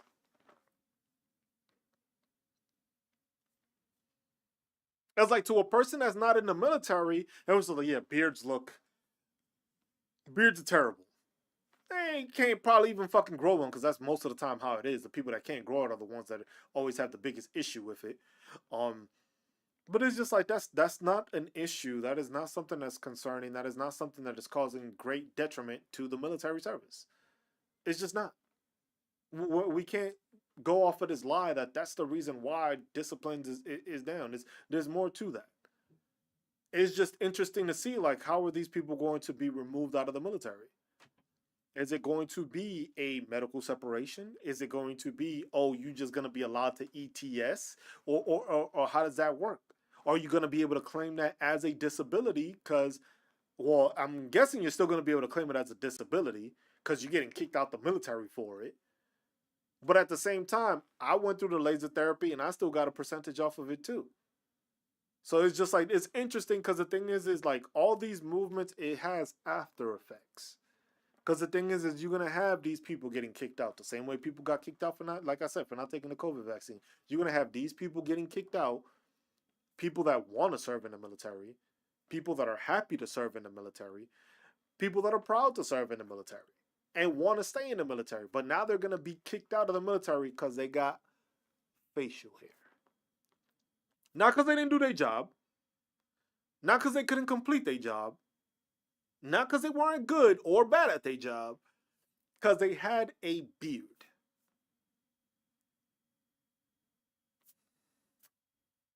How are we going to recruit people? How are we going to be successful if you're nitpicking stuff like this? If you're nitpicking a person having a beard as a standards issue, yet you can't figure out what fucking PT test you want to have for these people. You wanted to have a whole holistic type military to make sure people are healthier and stuff like that. Y'all threw that out the fucking window. Yeah. You get all those fucking, when you get deployed, you get fucking Japanese encephalitis. Like, bro, what are you putting in my body? It's like, you get the fucking anthrax shot. And you're like, what the fuck are you putting in my body? I was just like, I need this shit. I was like, this is what I need. I was just like, we didn't even have to deal with it, but I had to take the fucking thing. I was just like, that's the crazy part. It was just like, and the crazy thing is too, it's just like everybody got stabbed up and jabbed up with all that other shit, and then it was just like COVID, nope, can't do it. It's just like bro, they just hit you with anthem. They just that I found that funny. But it was just like, hey, some people were right to be like, look, at least these other things they had been looked into and they've been trained on and they knew what it did, as compared to, hey, we're gonna give you a fucking shot that we haven't really medically trialed, but hey, don't worry, you good, you in the military. It was just interesting to see that. But those are the things that it's just like those instances, it was just like, and then talk about, oh, we're gonna bring those people back. I was like, yeah, you needed people, so you wanted to get rid of them because they didn't take a vaccine that now you're saying nobody needed? They rushed it.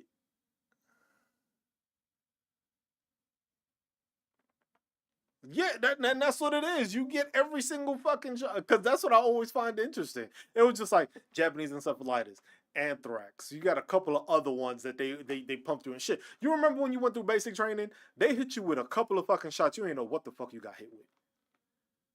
You don't know what the fuck they gave you. You just were in the military now. It's just like everybody lined up. You walk through that fucking building, and it was just like, there's one, there's two, there's three, and boom. There you go, be on your way. And you're like, bro, we feel like shit. You don't know what the fuck they just hit you with, and you still in the military. Not nothing. COVID was a different story. But now it's going to be the same thing with, yeah, that peanut butter shot. Nobody still know. We call it the peanut butter shot and we still don't know what the fuck is in that shit. You know what the fuck that is? You know what the fuck that is? We still don't know what's in that fucking shot. We just call it the peanut butter shot. That's how bad it is. Like, nobody knows what the fuck. Can anybody tell me legit, like, yo, what's in that? Like, I don't even think they know what's in that shit, but you got that shot. That's one thing you definitely did get. You got the peanut butter shot before you left. It was like, we don't know what the fuck else happened, but we got that shot.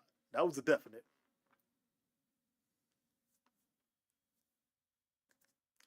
I got all sorts of shit. I got 10 years worth of fucking shots going to this location, going to that location.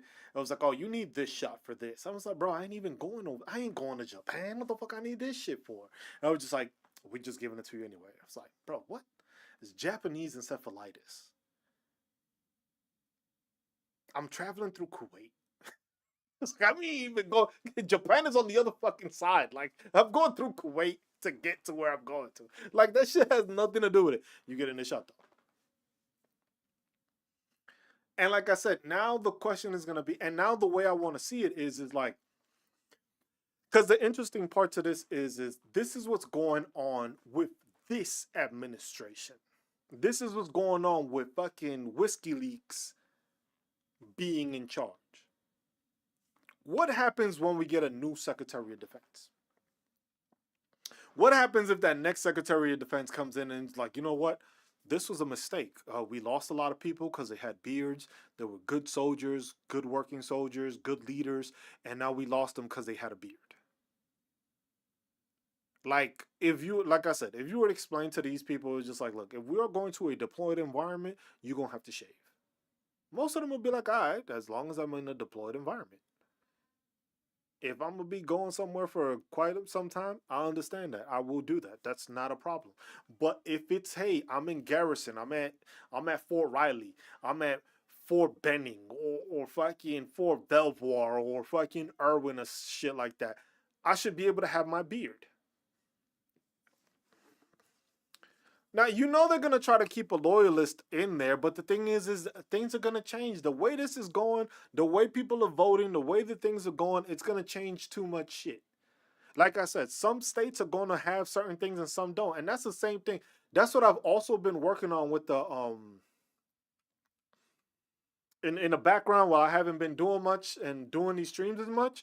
I've been researching just benefits within each state. So literally going through each state, finding out what their income tax benefits are, their property tax exemptions, their education benefits for dependents, their employment and license stuff. I'm developing that. Give me a second. I'll be right back.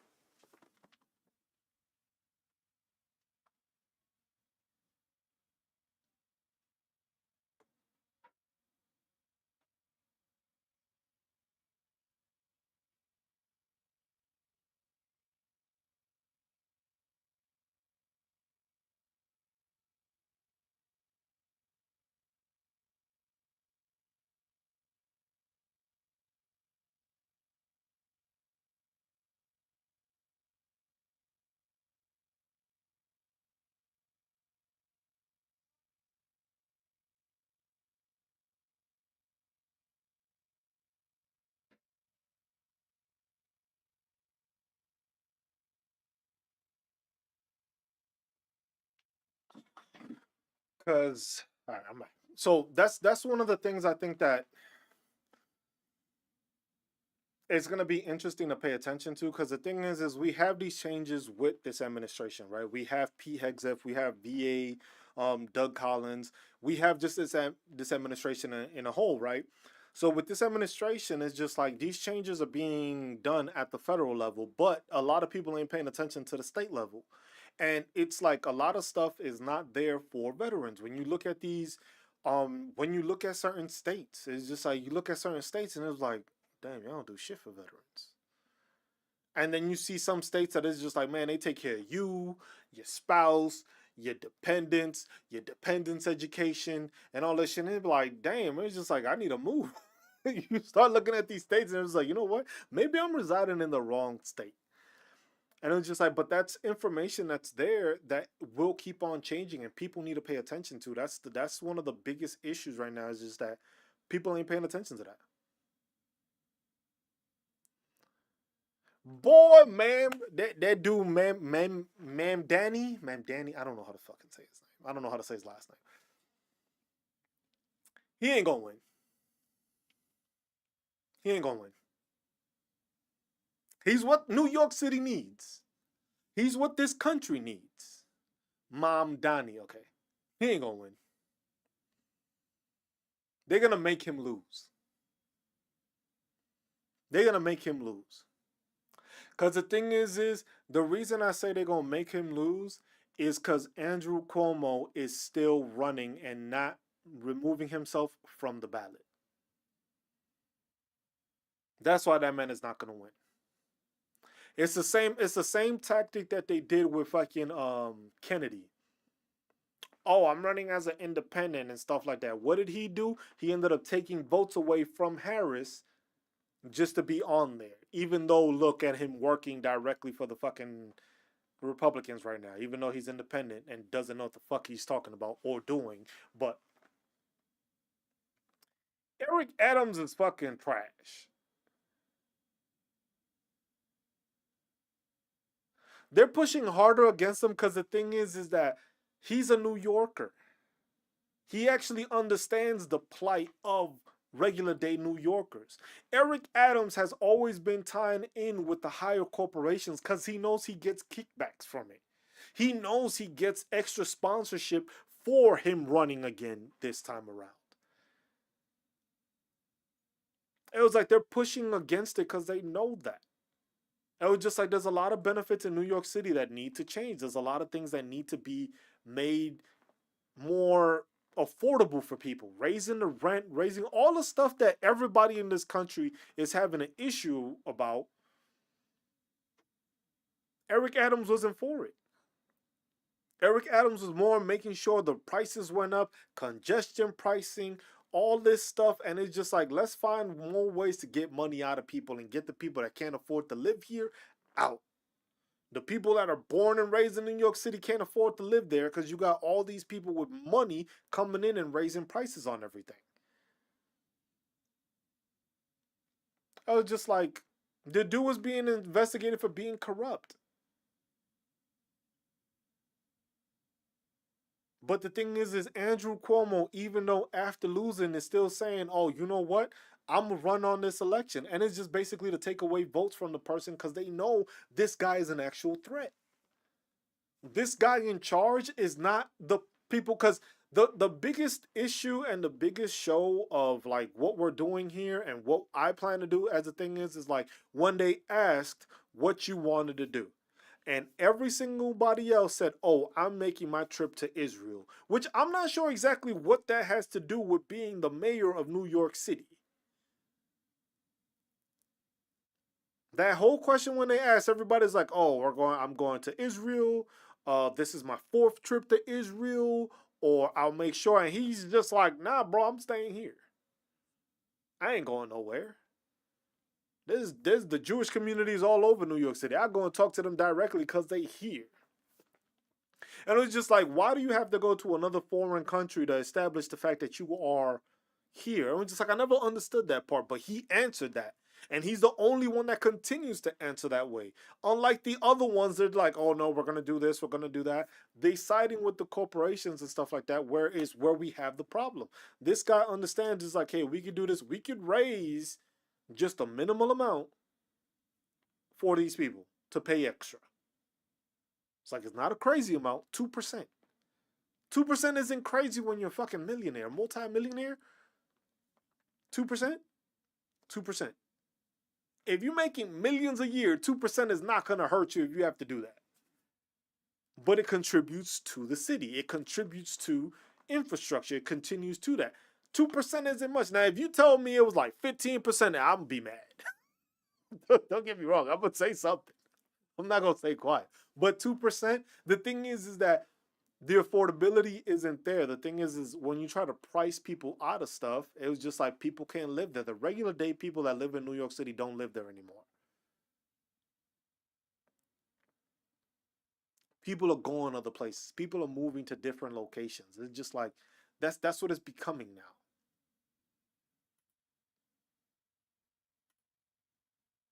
That's what it's becoming now. It's just like moving people out of there and it's not there. And it's just like make it a struggle for people to get the stuff that they need to get. And that goes back to veterans. Veterans is having a hard time. Like, even though supposedly they've been taking care of the backlog and all this stuff, veterans are still getting denied for shit that they got right. Veterans are still losing out on stuff because it's just like there's so like that's part of the thing also. It's just like all this stuff and all these changes is just like the worst part about it is that you don't know what the fuck these people got planned. And that I think makes it the worst part about it. We don't have a solidified plan as to this is what they're doing. It was just like some people move because the thing is like certain states have more benefits than others. Like, look, if you live in the state of Florida or you live in the state of Texas, you're better off as a veteran there. In Florida, you don't even pay property tax. Like, if you're 100%, you don't pay no property tax. You know what that is? That's a couple extra $1,000 in your pocket that you don't have to spend on property tax if depending on however much your home is. There's different criteria in different locations that benefit from these people doing that. The problem is just veterans don't know this. Veterans don't know about this information. Veterans don't know that certain states afford better things for them that probably benefit them more as a family member and if they have dependents. Some states you can go and you can get education for free for your dependents. I just found out for fucking Kansas that if for any undergraduate, as long as I am 100% permanent in total, which I am, my dependent or my spouse can go to a Kansas education, accredited education institution, and they get 10 semesters of schooling. I just found that shit out because I was looking into it. And there's other states that do the same thing. California does it, Texas does the Hazelwood Act, and it's just like there's so much stuff there, but veterans don't know of this information. But at the same time, it's the same thing. New York doesn't really give you much stuff as a veteran. It has its perks here and there. Some of them are little minuscule perks, like, hey, you got a free license plate. Cool. I'll take it. Free hunting license, free fishing license. So it's like cool. If you do that, the $40 ain't gonna kill you though. It's not like you see. It's not like an extraordinary fucking benefit, but it's a benefit that's afforded to you. But some of these benefits may not be there. They may change. We may have differences. We may have different things, and that's the one thing we need to pay attention to when it comes to it. Because the thing is like it's difficult to make these lives and these workshops because the thing is there's an everflow of changes, there's an everflow of information. There's, oh, the VA is about to do this, oh, the VA is talking about this program, but then they don't really give you the specifics. They just talk about it in general, and you don't have like a blueprint of as to what they're going to do, which they don't necessarily have to give out a blueprint, but at least give a plan as to what you're going to do. Because like I said, with this 80,000 cut, they just said that, and that's because people found out because it got leaked. Otherwise, we would get to next month and people would be like, yo, you fired. And everybody would have been at a loss, but now it's not a surprise. But they still plan on cutting more, even though they increased the budget. So it's just like, it's kind of weird. It's just like you increased the budget, you fired some people. The CFR is going to be changing. We don't know what else Project 2025 may try to implement or may not implement from the whole VA section, but there's a bunch of stuff in there. We've seen that this administration has gone through Project 2025. My biggest concern was through the veteran issue, and that's the one I paid attention to. But they started implementing stuff slowly and stuff like that. The problem is that you see a lot of these protests and stuff like that. There's a lot of veterans in there because they know the issues. They're paying attention to it. So that's why you see a lot of these veteran marches because they're noticing they're just like, hey, you're cutting here, you're cutting there. You're saying that you're actually giving us more, but we're not getting more. So it's just like, who are you hiring? Because these hospitals still need, most of these places are still understaffed. So if you're still hiring, still looking for people, that means it should be a priority to hire people, not to fire them. Because if you planning to fire all these people, but you've been short staffed to all these people, the shit ain't adding up. Can't tell me, oh, we're gonna fire 80,000, but we short 50,000. Like what?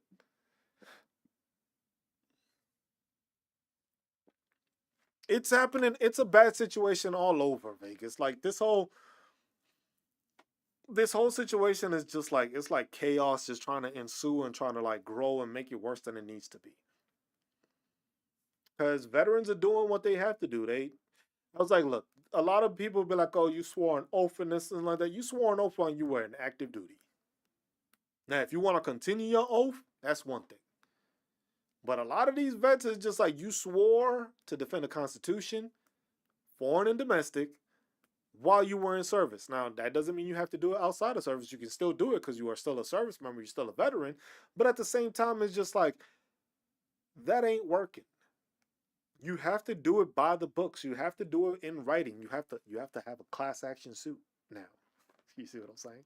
I was like, those protests are good. It's just like people are seeing that there's I wouldn't say uprising, but there's a lot of, there's still people against these situations. So it's good to see that, because sometimes you just need that one voice to show you, and it's just like, hey, we don't agree with this. So you need somebody to show you that, hey, people are disagreeing and people are marching or people are protesting, and that sometimes helps the situation. But at the end of the day, even though you are protesting and marching, you have to start putting it in writing to actually do it. Yeah, it's inspiring people, which is a good thing, but at the same time, that inspiration needs to lead to actual policy changes. When it comes to, hey, if we're going to have $425 billion extra and you're going to cut all these people, I shouldn't have to worry about veterans not being able to receive any care. I shouldn't have to hear about veterans saying that, oh, I got to drive 4 hours to find a fucking doctor. I was just like, if that veterans needs assistance, you should be able to look up in that area, just like, hey, who would be, because you know it's going to be the cheapest bed. But hey, you live in Kansas. In Kansas, you need fucking a cardiologist, because that's what you need. We only got one in the state. Well, we go make sure you see the cardiologist in that state. Is going to be paid for. You have an appointment. We'll set up the hotel. We'll set up this. It was like you remember when we were in the service and they had fucking DTS system, the defense travel system, and that's what you did. You got your flight. You got a hotel if you got a hotel. You got a rental car if you did, and that was all through the system. It can be done the same way for fucking vets. It's the same thing. You're already reimbursing people for mileage. Same thing. It's the same thing, just that we ain't giving you a government travel card so that Joe Smo, that private, goes to the fucking strip club and fucking charges it on the fucking strip club. Because there was always one. There was always one. I was like, well, the army gave me a fucking credit card. I'm going to go swipe it here. Shwing. It's just like, bro, it doesn't work that way. But that would be a simple way of doing it. It was just like, look, how much is the cost going to go? Because that's the thing. If you're going to have the VA have people to talk about it and make calls, make them make the phone call. Hey, these are the available community centers you have. Which one would you like to go to? Oh, you want to go to this one? Oh, okay. Well, this one is a day's travel or whatever it is. This how long it is. This how much you would get reimbursed if you filed a claim. This is what it is. This appointment, stuff like that.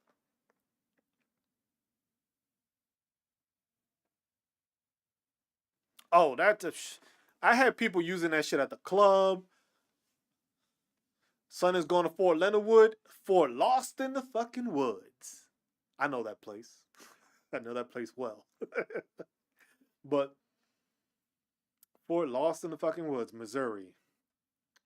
Not too bad, not much to do. Most of these places in the Midwest don't have much to do. Um, as long as he got a car, he could travel. But it depends on if he's getting stationed there or if he's going to basic training there. Because you could go to basic training there and you got all the other branches there. Oh, he's just going to book. Yeah, he's just going there. Yeah, that's his location. Because Fort Leonard Wood, you got Benning, you got Jackson, and you got Sill, and those are the locations for if you're going, depending on where you come from. But I was just like, that's what it like. There's solutions that can be brought up. The thing is most of the time they don't get brought up in the right places, or sometimes they don't want to deal with it. How's there a how's there for a engineers will go to Fort Leonard because there's a whole bunch of fucking land for you to just fucking dig. He's a linguistics in California after. Oh, so he's linguistics. Okay. But yeah, you go through that and you do it. But there's a bunch of fucking resources and a bunch of things available for service members to use. It's just they don't know. I was like, look, if once he goes in, while he's in service, make sure he uses tuition assistance, Raphael. Tuition assistance so that he can start on his degree, whether it's an associate's, a bachelor's, or his master's. And tell him to make sure to use the tuition assistance. It is basically them paying for him to get college credits. Tuition assistance, best thing. one of the things I always say is don't be hesitant to volunteer for shit. A lot of the times you may volunteer for some shit that sucks, but then sometimes you will volunteer for shit and you will have the fucking time of your life. You will have an experience that you didn't experience, and you will meet you will meet a bunch of other people that you probably never would have met if it weren't for that volunteering. It was like, be hungry. Tell them to be hungry. Tell them to want to improve. Tell them to learn. Tell them to get all the opportunities he can so he becomes more well-rounded. But tuition assistance is something that has to be used in order for him to get his degree or work on his degree while he's in service. Then when he's out of service, you can use the veteran readiness and employment, which is basically a secondary GI Bill, and then you can use the fucking GI Bill on top of that. So your son can leave military service with fucking a bachelor's degree, shit, even a master's degree, get out of the service and then work on another master's or work on a PhD and still be fucking successful. So best thing is always tell him to learn most of the benefits that are within the United States military. Because each branch has its own specific things that's working for him. Use all the resources available to you. They're free to you. Fucking use them. If it's to fucking talk to the career counselor or to a fucking resume builder so you can start building up your resume from the get, start doing that if you plan to get out. Use tuition assistance to get credits. You can go to he can go to American Military University, which is fully online. They take the same amount of credit. So basically tuition assistance gives you, he's married and has a newborn. Even then he can still go to school if he's married and has a newborn. If you are joining the military, use the tuition assistance and go to school. It's online. You can go through American Military University, which they made it specifically so that if you go to that university, they basically take the credit hours, the cost is exactly what the tuition assistance provides through the military. So all he has to do is go through education building, wherever it is on his installation in Fort Leonard Wood. They have an educational resource, or if not, you can go online and he can do it that way. Signs up for it, uses tuition assistance, has school paid for while he's going for it. What I do want to mention though, when you are doing that is have a plan in mind. So let's say at this time he's going to be, well, he's going to go to basic. So the first couple of months in AIT is not going to do much. Once he gets to his unit, he'll know. So if he'll be in California, he'll know. He can go to the different schools out there, but it depends on what the tuition assistance covers and what the school costs. American Military University, the cost you won't pay out of pocket. If you go to another university, you may pay out of pocket. My suggestion is use American Military University. But when he does that, research what school he actually wants to go to. So shit, you want to go to UCLA, right? That's fine. While you in the military, you use tuition assistance. You take classes that correspond with UCLA, so that it's able to transfer. So literally you can have all these classes taken and paid for by the military, but then you have to make sure that they transfer over to whatever institution they're going to. So they pass for military. Hey Jeanette, what's up? Thank you for stopping in. Thank you for saying hi. Um, and that's what you have to do with the military. A lot of service members, what they think about is they don't think about the process within the military. They just think it's just military. Yes, you're gonna do military. You're not gonna have all the time in the world to do all these other things because you're still in the military. But if you know you have the capability to multitask and do schoolwork, do the schoolwork. If the military is going to pay for it, do it. There's also credentialing assistance, which the credentialing assistance is basically if you want to get any kind of credentialing that the military offers through them, they will pay for it also. The thing is that I know they made changes to it where I think it's only $4,000 throughout your whole career that you can use. Yes, there is military intelligence. He's 35. He's a 35 series. If he's doing military intelligence, he's doing basic there. His AI team is probably going to send him to Arizona. So he may go, he's going to do basic training in Fort Leonard Wood. Then he's probably going to be sent to Arizona for Huachuca to do his AIT. And then from there, he'll probably be sent to California. Because AIT in Fort Leonard Wood does not have military intelligence. That is for Fort Huachuca in Arizona. So he's going to do his basic training for those 8 weeks at Fort Leonard Wood. Then he's going to go get shipped to Arizona to be military intelligence, be a 35 series, go through the process there. And then from Fort Huachuca, then he'll be sent to California, which most likely will be Fort Irwin. And that's probably what the process is gonna look for him. But at that same time, like I said, if he has downtime, you could take one class or one semester. If you got 4 years, you can go and take one class a semester, right? It's being paid for. By the end of those 4 years, you should have at least all your core classes done.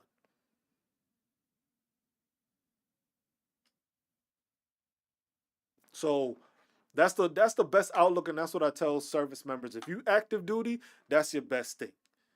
Use the tuition assistance, use the credentialing assistance, because these are things that will benefit you on the outside after you're done. Whether you do 4 years in the military or you do the whole 20 years in the military. That changes. It depends on how much you want to do and what you do. But at the same time, another key advice that I always tell service members is work as if you're going to stay in the military for 20 years and then work if you gonna get out. That's the mentality I told all of my soldiers. I've always told them the same thing. Work as if you're gonna do the 20 years in the military. And then work as if you're gonna get out after the first contract. So that either way, you're working on both being successful if you decide to stay in the military, or you have a better foundation for yourself when you decide to get out of the military. So that way you're not lopsided on one thing. Because once you're done with the military isn't the same on the outside. It's a whole different environment. Once you've been stuck in the military for a bunch of years, you've gone through the discipline, you've gone through the regulations, you've gone through unit formations, you've gone through mass punishment, you've gone through a deployment, you've gone through field exercises. All that shit changes once you get out the military. What I started realizing is, and what I started noticing is,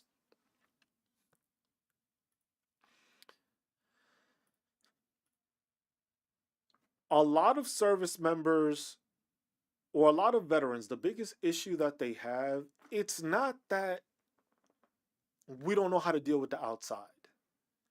It's more the fact that you got used to doing so many things in a certain while, in a certain place, certain time, certain uniform, that it becomes different for you in the military.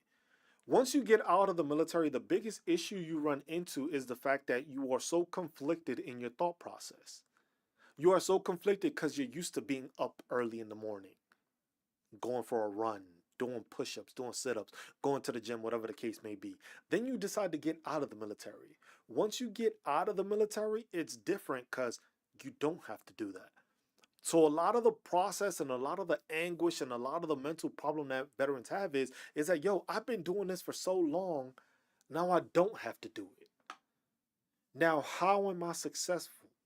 How do I figure out what's going on? How do I go through this process and figure so that people understand, like, hey, I'm no longer in the military, but the thing is some of the things that I did in the military kept me in rhythm. Whereas a lot of veterans get out and they don't have any rhythm because they're like, fuck this shit. I've done this shit. I don't want to do this shit. I'm not waking up fucking early. I'm never fucking running again. Lift weights for what? You know what I'm saying? And I think that causes a lot more anguish in veterans that they don't understand, that it's just like, we should still be doing those things. A lot of those things cause us to become the person we are now because we had that structure and stuff like that. And then when you go from having that structure to not having that structure, it affects you more mentally because it's just like you used to know, hey, I'm doing this, I'm doing that, I'm gonna get to this, I'm gonna get to do that. And then you get away from that and it's just like, oh shit, I haven't been doing this. I haven't been working out. My body's fucked up. I can't work out. My mental health is there. I don't communicate with people. I don't talk with people as much. I don't do this. I don't do that. And those things start festering in your head. And then the depression sets in or anxiety sets in or whatever issues you're dealing with. And it makes it difficult for you to customize your life going to become a regular person. Because the thing is you're dealing with those things. It's just like you had that structure, you had that camaraderie, you had that friendship. You left it now, and now it's like, how do I find that? Where do I find that? I don't have the same buddies I have anymore.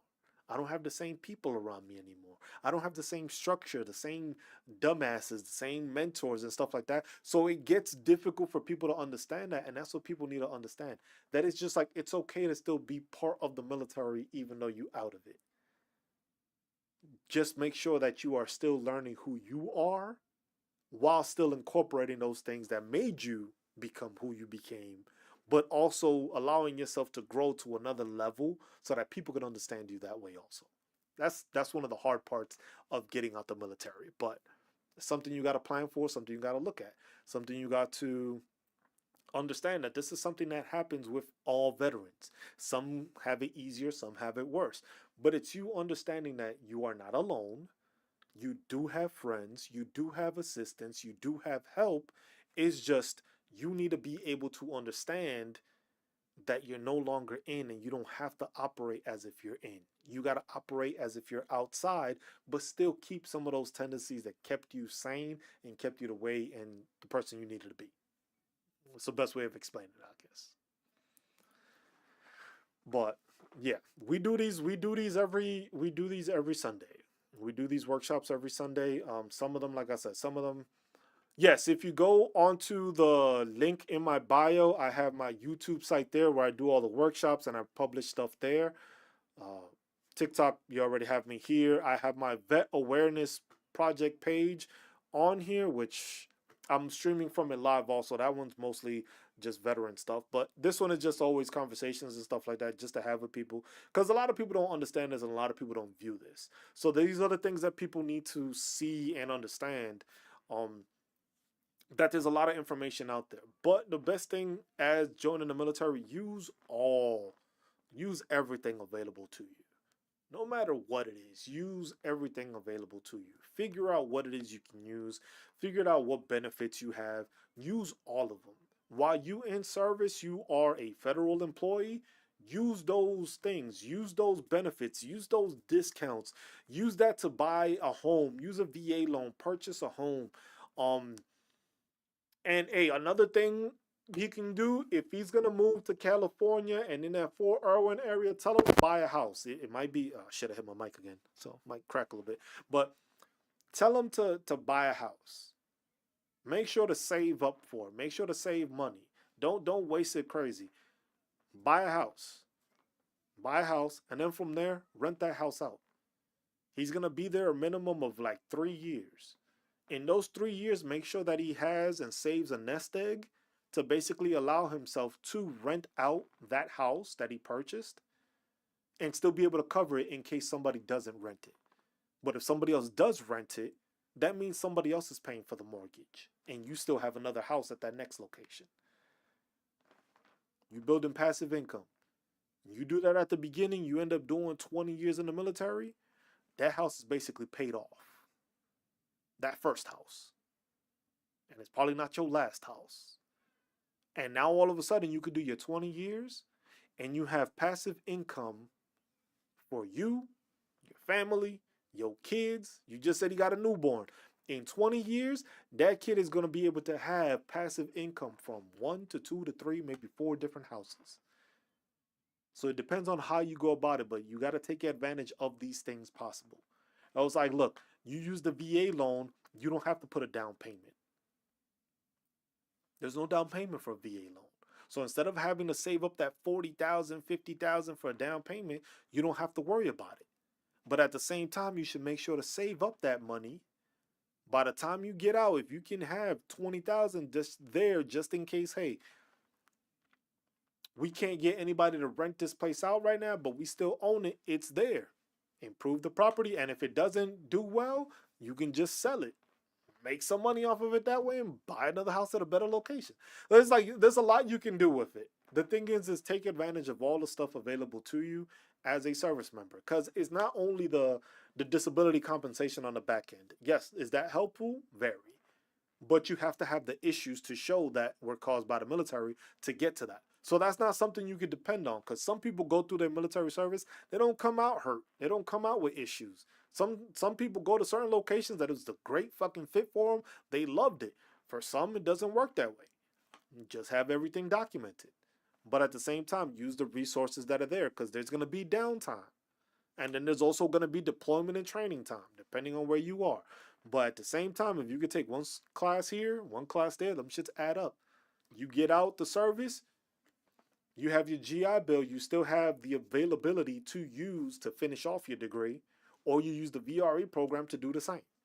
There's a lot of stuff, but it's just like, hey, if people have questions, they just have to come in and ask, so that way we can give an explanation to people so that they can understand that. That's the whole purpose of this. Because if you want to get a bunch of knowledge on like disability claims and stuff like that, you can ask that here also. But there's also other tons of channels that want to give you the gimmicky way and stuff like that. This is more to make sure that we are providing information for people to understand what's available to them. You have these things available to you. These are your benefits as a veteran. These are your benefits as a service member. If you are better knowledgeable on this, you can take care of your family better. You can take care of your future better, because you have the blueprint now as to what I have available, what I can do, what I shouldn't do, what's going to benefit me, what can benefit my dependents, what can benefit my kids down the road. Once you look at it like that, when you join the military, it's very positive when it goes like that. It's crazy when Grokka's. It's just like those are the things that people need to understand. You influence it that way. What's up, Sagi? I was just like, you influence it that way where you can influence yourself and benefit yourself to be successful after the military. I did my 10 years. I'm successful now in the fact that I get to spend time with my kids every day. That's my measure of success. For somebody else, a measure of success could be, hey, they own 2 properties and they rent them out, or they bought their dream car, or whatever the case may be. It's just different depending on where you join, but it is still something that you can be successful at by doing it. There's different ways to do it. There's different ways to do it. There's different ways of being successful. Now, it's just asking questions, because sometimes most of this information is hard to find out and some people don't know.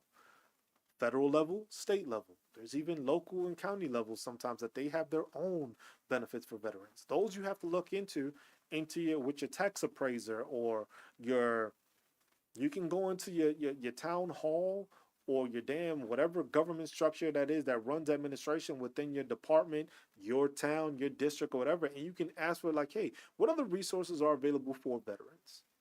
What availability is there for active duty? Are there any benefits for, let's say, my spouse to be able to get a job to be successful? In some places they have the dependents have a point preference, so they get preference the same way in the federal level. Veterans get that 10-point or 5-point preference.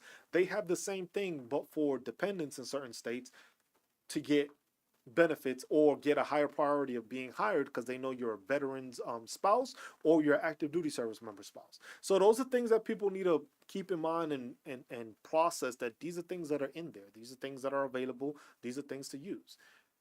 If you don't know, it's kind of hard to know, but you got to ask those questions. You got to look into it. You got to talk to people, educate yourself as best you can, and get as much knowledge to be successful on the back end. The military will cause you to sacrifice. You will sacrifice time. You will sacrifice your mind. You will sacrifice your body. But if you prepare yourself, you at least your body might be fucked up, your head might not be on straight, but you'll have everything you need to be successful on the outside, even with the shit you dealing with. And that's the best advice I can give any service member or any veteran. Prepare as if you are going to get out tomorrow. Have a plan for being out of the military by tomorrow. And have a plan to do another 3-year contract in the military if you choose to. Have a plan, set a goal. It was just like, hey, I'm going to re-enlist for another 3 years, but at the end of the 3 years, I need to save this amount of money, or I need to buy a house, or I'm getting a new car. Set that goal so that you reach that goal, and then you go for another goal. Don't hesitate to think big. Don't hesitate to think like, hey, I could get a house. I might get 2 houses. I could get a house and a car.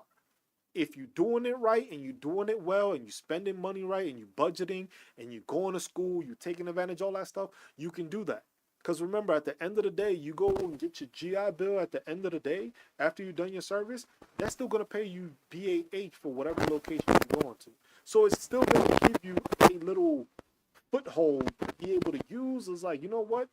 If you go to New York City or you from New York City, BAH right now is like 5 grand, close to 5 grand. So if you decide to go to school in a New York City area, you'll be receiving 5 grand a month. Now, there's apartments that's gonna cost you some, but then there's places that's gonna be cheaper too, and you're not gonna be spending that 5 grand. But best believe a lot of money's gonna go into making sure you have all the shit you need. But you know, it goes with the territory, it goes with the places. That's a little stepping stone. Cause hey, if you going to school, you at least get in the BAH, you at least have that. Then that allows you to go and get a little small time job. Doesn't have to be anything crazy. It could be a little small time job that as you go through school and you keep on developing, it can become something that now you've been working at this place for a couple of years while going to school. You got that income, you got the school income. Now that school income can be replaced by your job because you paid off. You know, it's different things like that. But those are just different suggestions that I like giving people because it's just like those can be beneficial to people and people can take advantage of. You can use it. You can be knowledgeable. You can be successful. You can set up a foundation for you and your family going forward because now you have everything you need available to be successful. You have an education because you got degrees. You got money saved up, or you bought a house, or you bought a car, or you started a family, or whatever the case may be. But you can set up a foundation through that, and that's what you got to do. All these changes, and that's going to specifically now, especially to whoever has a beard in the military. Got a shaving profile, you got an issue. That this is important for you now. Take advantage of it because if they are going to try to kick you out, you may only have a year and a half left. Within that year and a half, you go to the doctor. You go get seen. You go to fucking school for that little bit. Even if it's one class here or two classes there, that's something that they paying for, you ain't paying for. Look at all the stuff you can do while you have that time left to be successful. If they are planning to get you out, hey, you already know you're getting out, take advantage of it.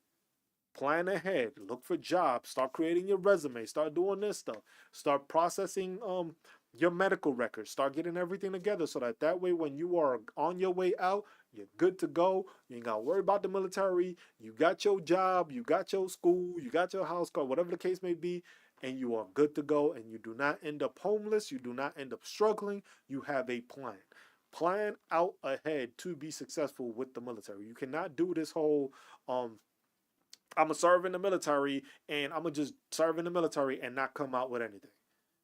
If you do your time in the military and you come out with nothing, you just wasted your time.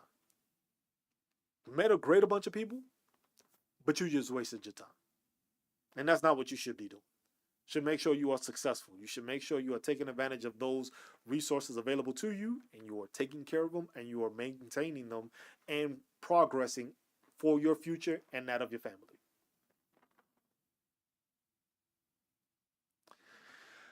Saki, at any point in time joining the military, it doesn't matter when you join. I was like, you could join in wartime, you can join in peaceful time. At any given moment, a war can break out. That's the truth about it. At any given moment, you can break out. Look, people were still joining, and we were still going to Iraq. We were going to Afghanistan. The deployments were getting slower, but people were still going, and people were still joining. With this, it's just like it's it's a hesitation for people to join because it's just like, fuck, we're about to go to World War III. So most people tend to be like, you know what? I don't want to go to war. But at the same time, let's say you join now, it's 4 years. It's him as president. That shit ain't gonna happen. I don't see it happening. If it does, it's not gonna happen for another couple of years. If something like that were to happen. It's not gonna happen now. If there's gonna be an issue on US soil, it's gonna be a couple of years from now, I would say. It'd be a year or two from now when more stupid shit has been passed and more shit and more people have gotten more tired of the stupidity, and then it's just gonna be chaos. I wouldn't say that's gonna happen now because some people still haven't realized what the fuck is going on. So there's just like it'll take some time to like do that. So it's not gonna be. It's gonna be a crescendo of stuff. It's gonna build up and then it's gonna happen. But look at the amount of people right now that still believe that what's going on is actually making sense. A lot of veterans know what's going on don't make no fucking sense and are upset about it. But at the same time, you still got more people in the country that still believe that what's going on is the correct thing about going about it.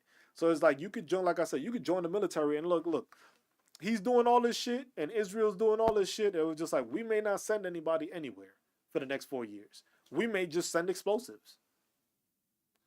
So you could join, still get those benefits, still get your tuition assistance, still get some schooling done, get some training, get some certifications, get some college credits, because you can use your joint service transcript, and that's if you're active duty. Your joint service transcript is basically a transcript that gives you all the college credit worthy classes that you've taken. So if you go through AIT, you go through basic leaders course, you go through advanced leaders course, senior leaders course, master course, you go through CLS, or whatever classes you go through, some of those will be annotated as college credit. So you can literally take those and submit it to American Military University and get college credits for going through basic training or going through basic leader course, because some of those will be leadership classes, some of those will be like training classes, stuff like that. You can use those as transcripts and as credits to use when you submit it to school. So literally you can go get your joint service transcript, get that documentation. Once you have that documentation, you take that to the school. The school looks at it. Oh, appreciate your grip. They were just like,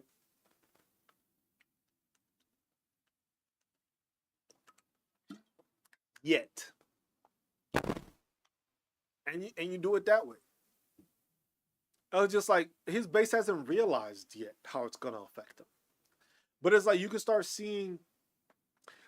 looking at pricing for stuff that you wanted to buy and see how the prices started going up. They're not mentioning it, but they're going up.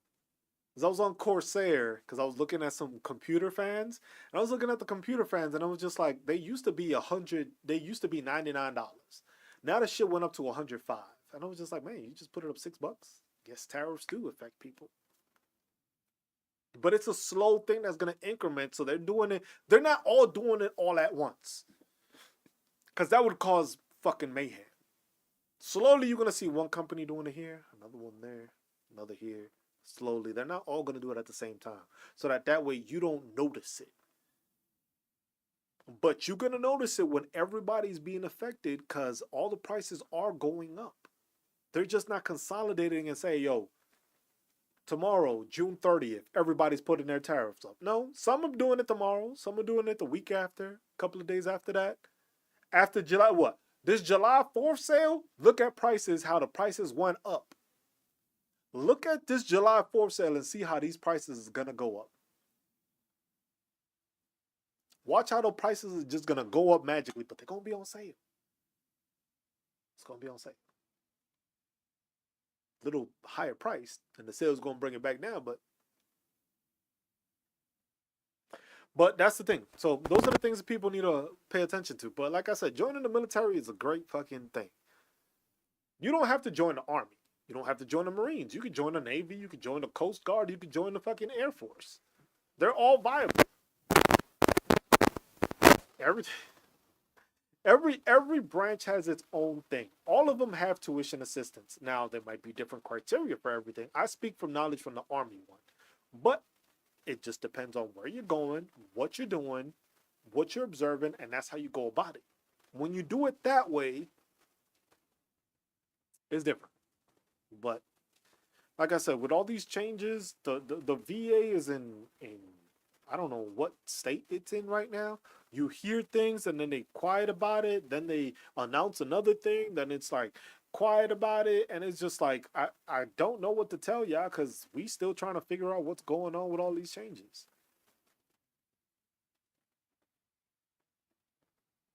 There's positions everywhere. There's positions everywhere in the military. I just had a friend of mine that I met through fucking gaming. He just joined the military and he joined to be a tanker.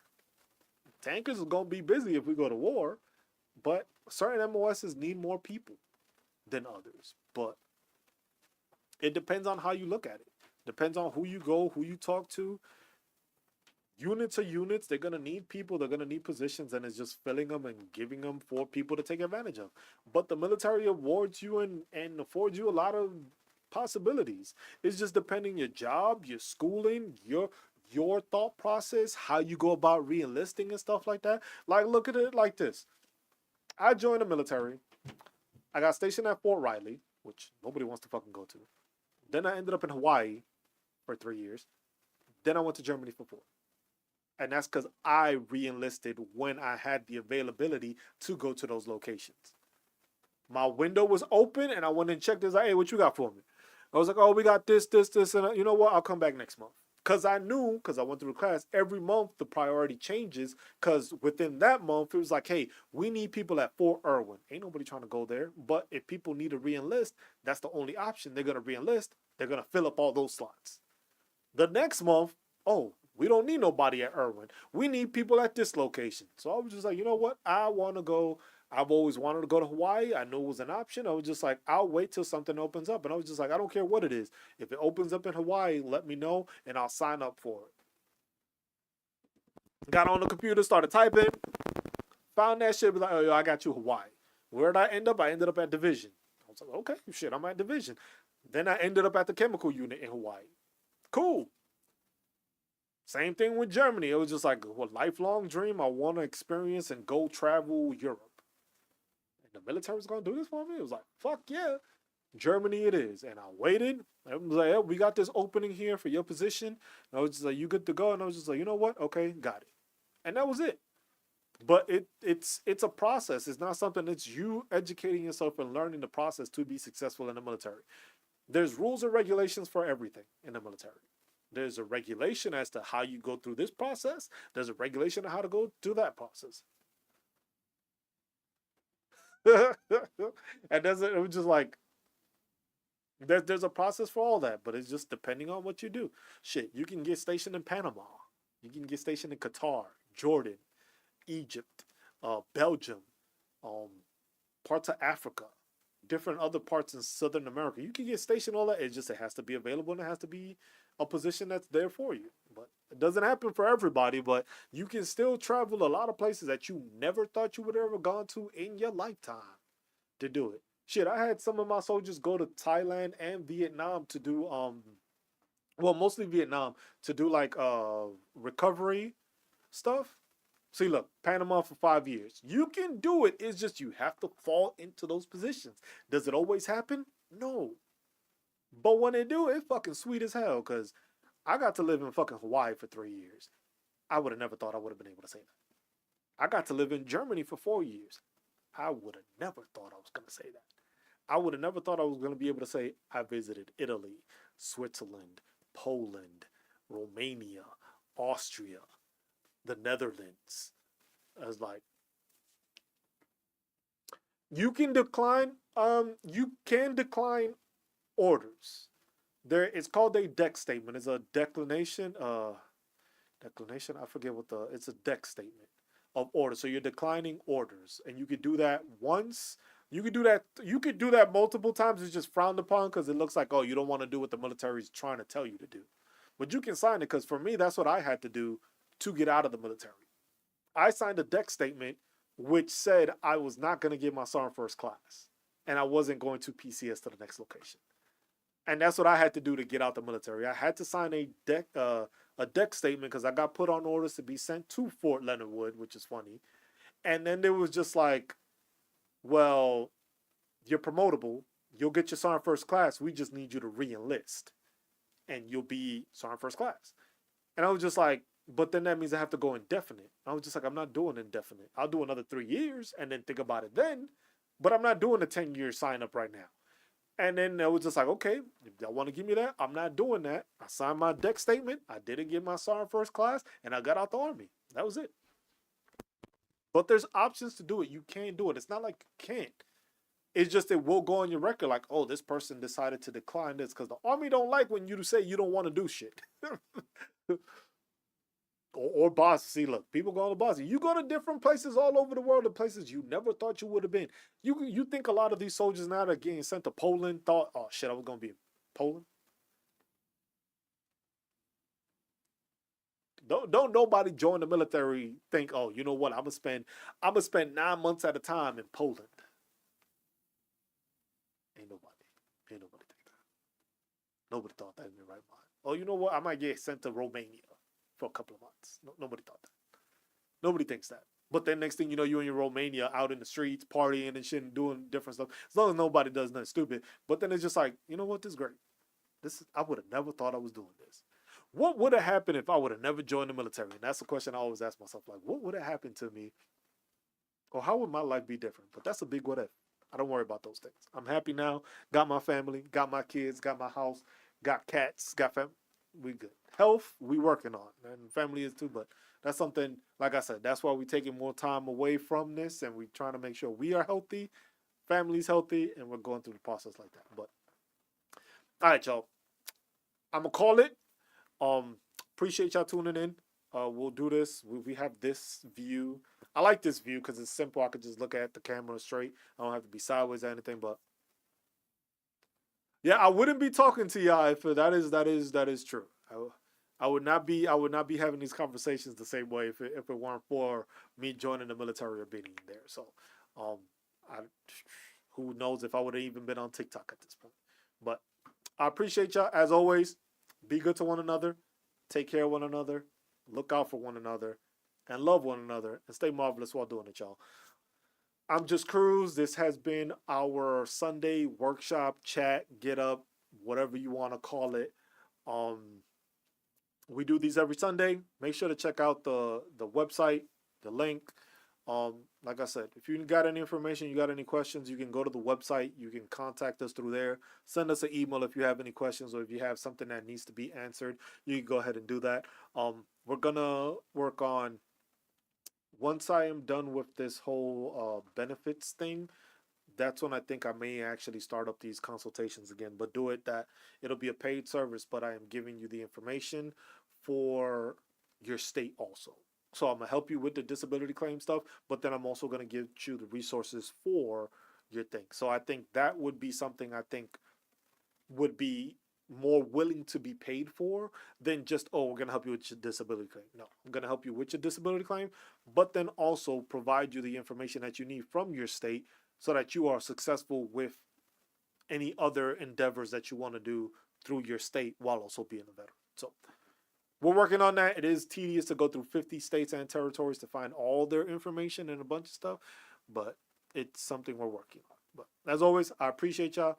Annette, as always, thank you for being a member. Thank you for always being here. Grip, thank you for checking it out from Thailand. JC, as always, thank you. Cindy Queen, thank you for tuning in. Vegas, Sagi, Susan, Charles, Jeanette, Babs, thank you all for stopping in and tuning in. Said Captain Cruz, nah. Staff Sergeant Cruz, or just Cruz. Cruz. That makes it simple. But I appreciate y'all. Y'all have a good rest of y'all week. And I'll check y'all next time. Peace.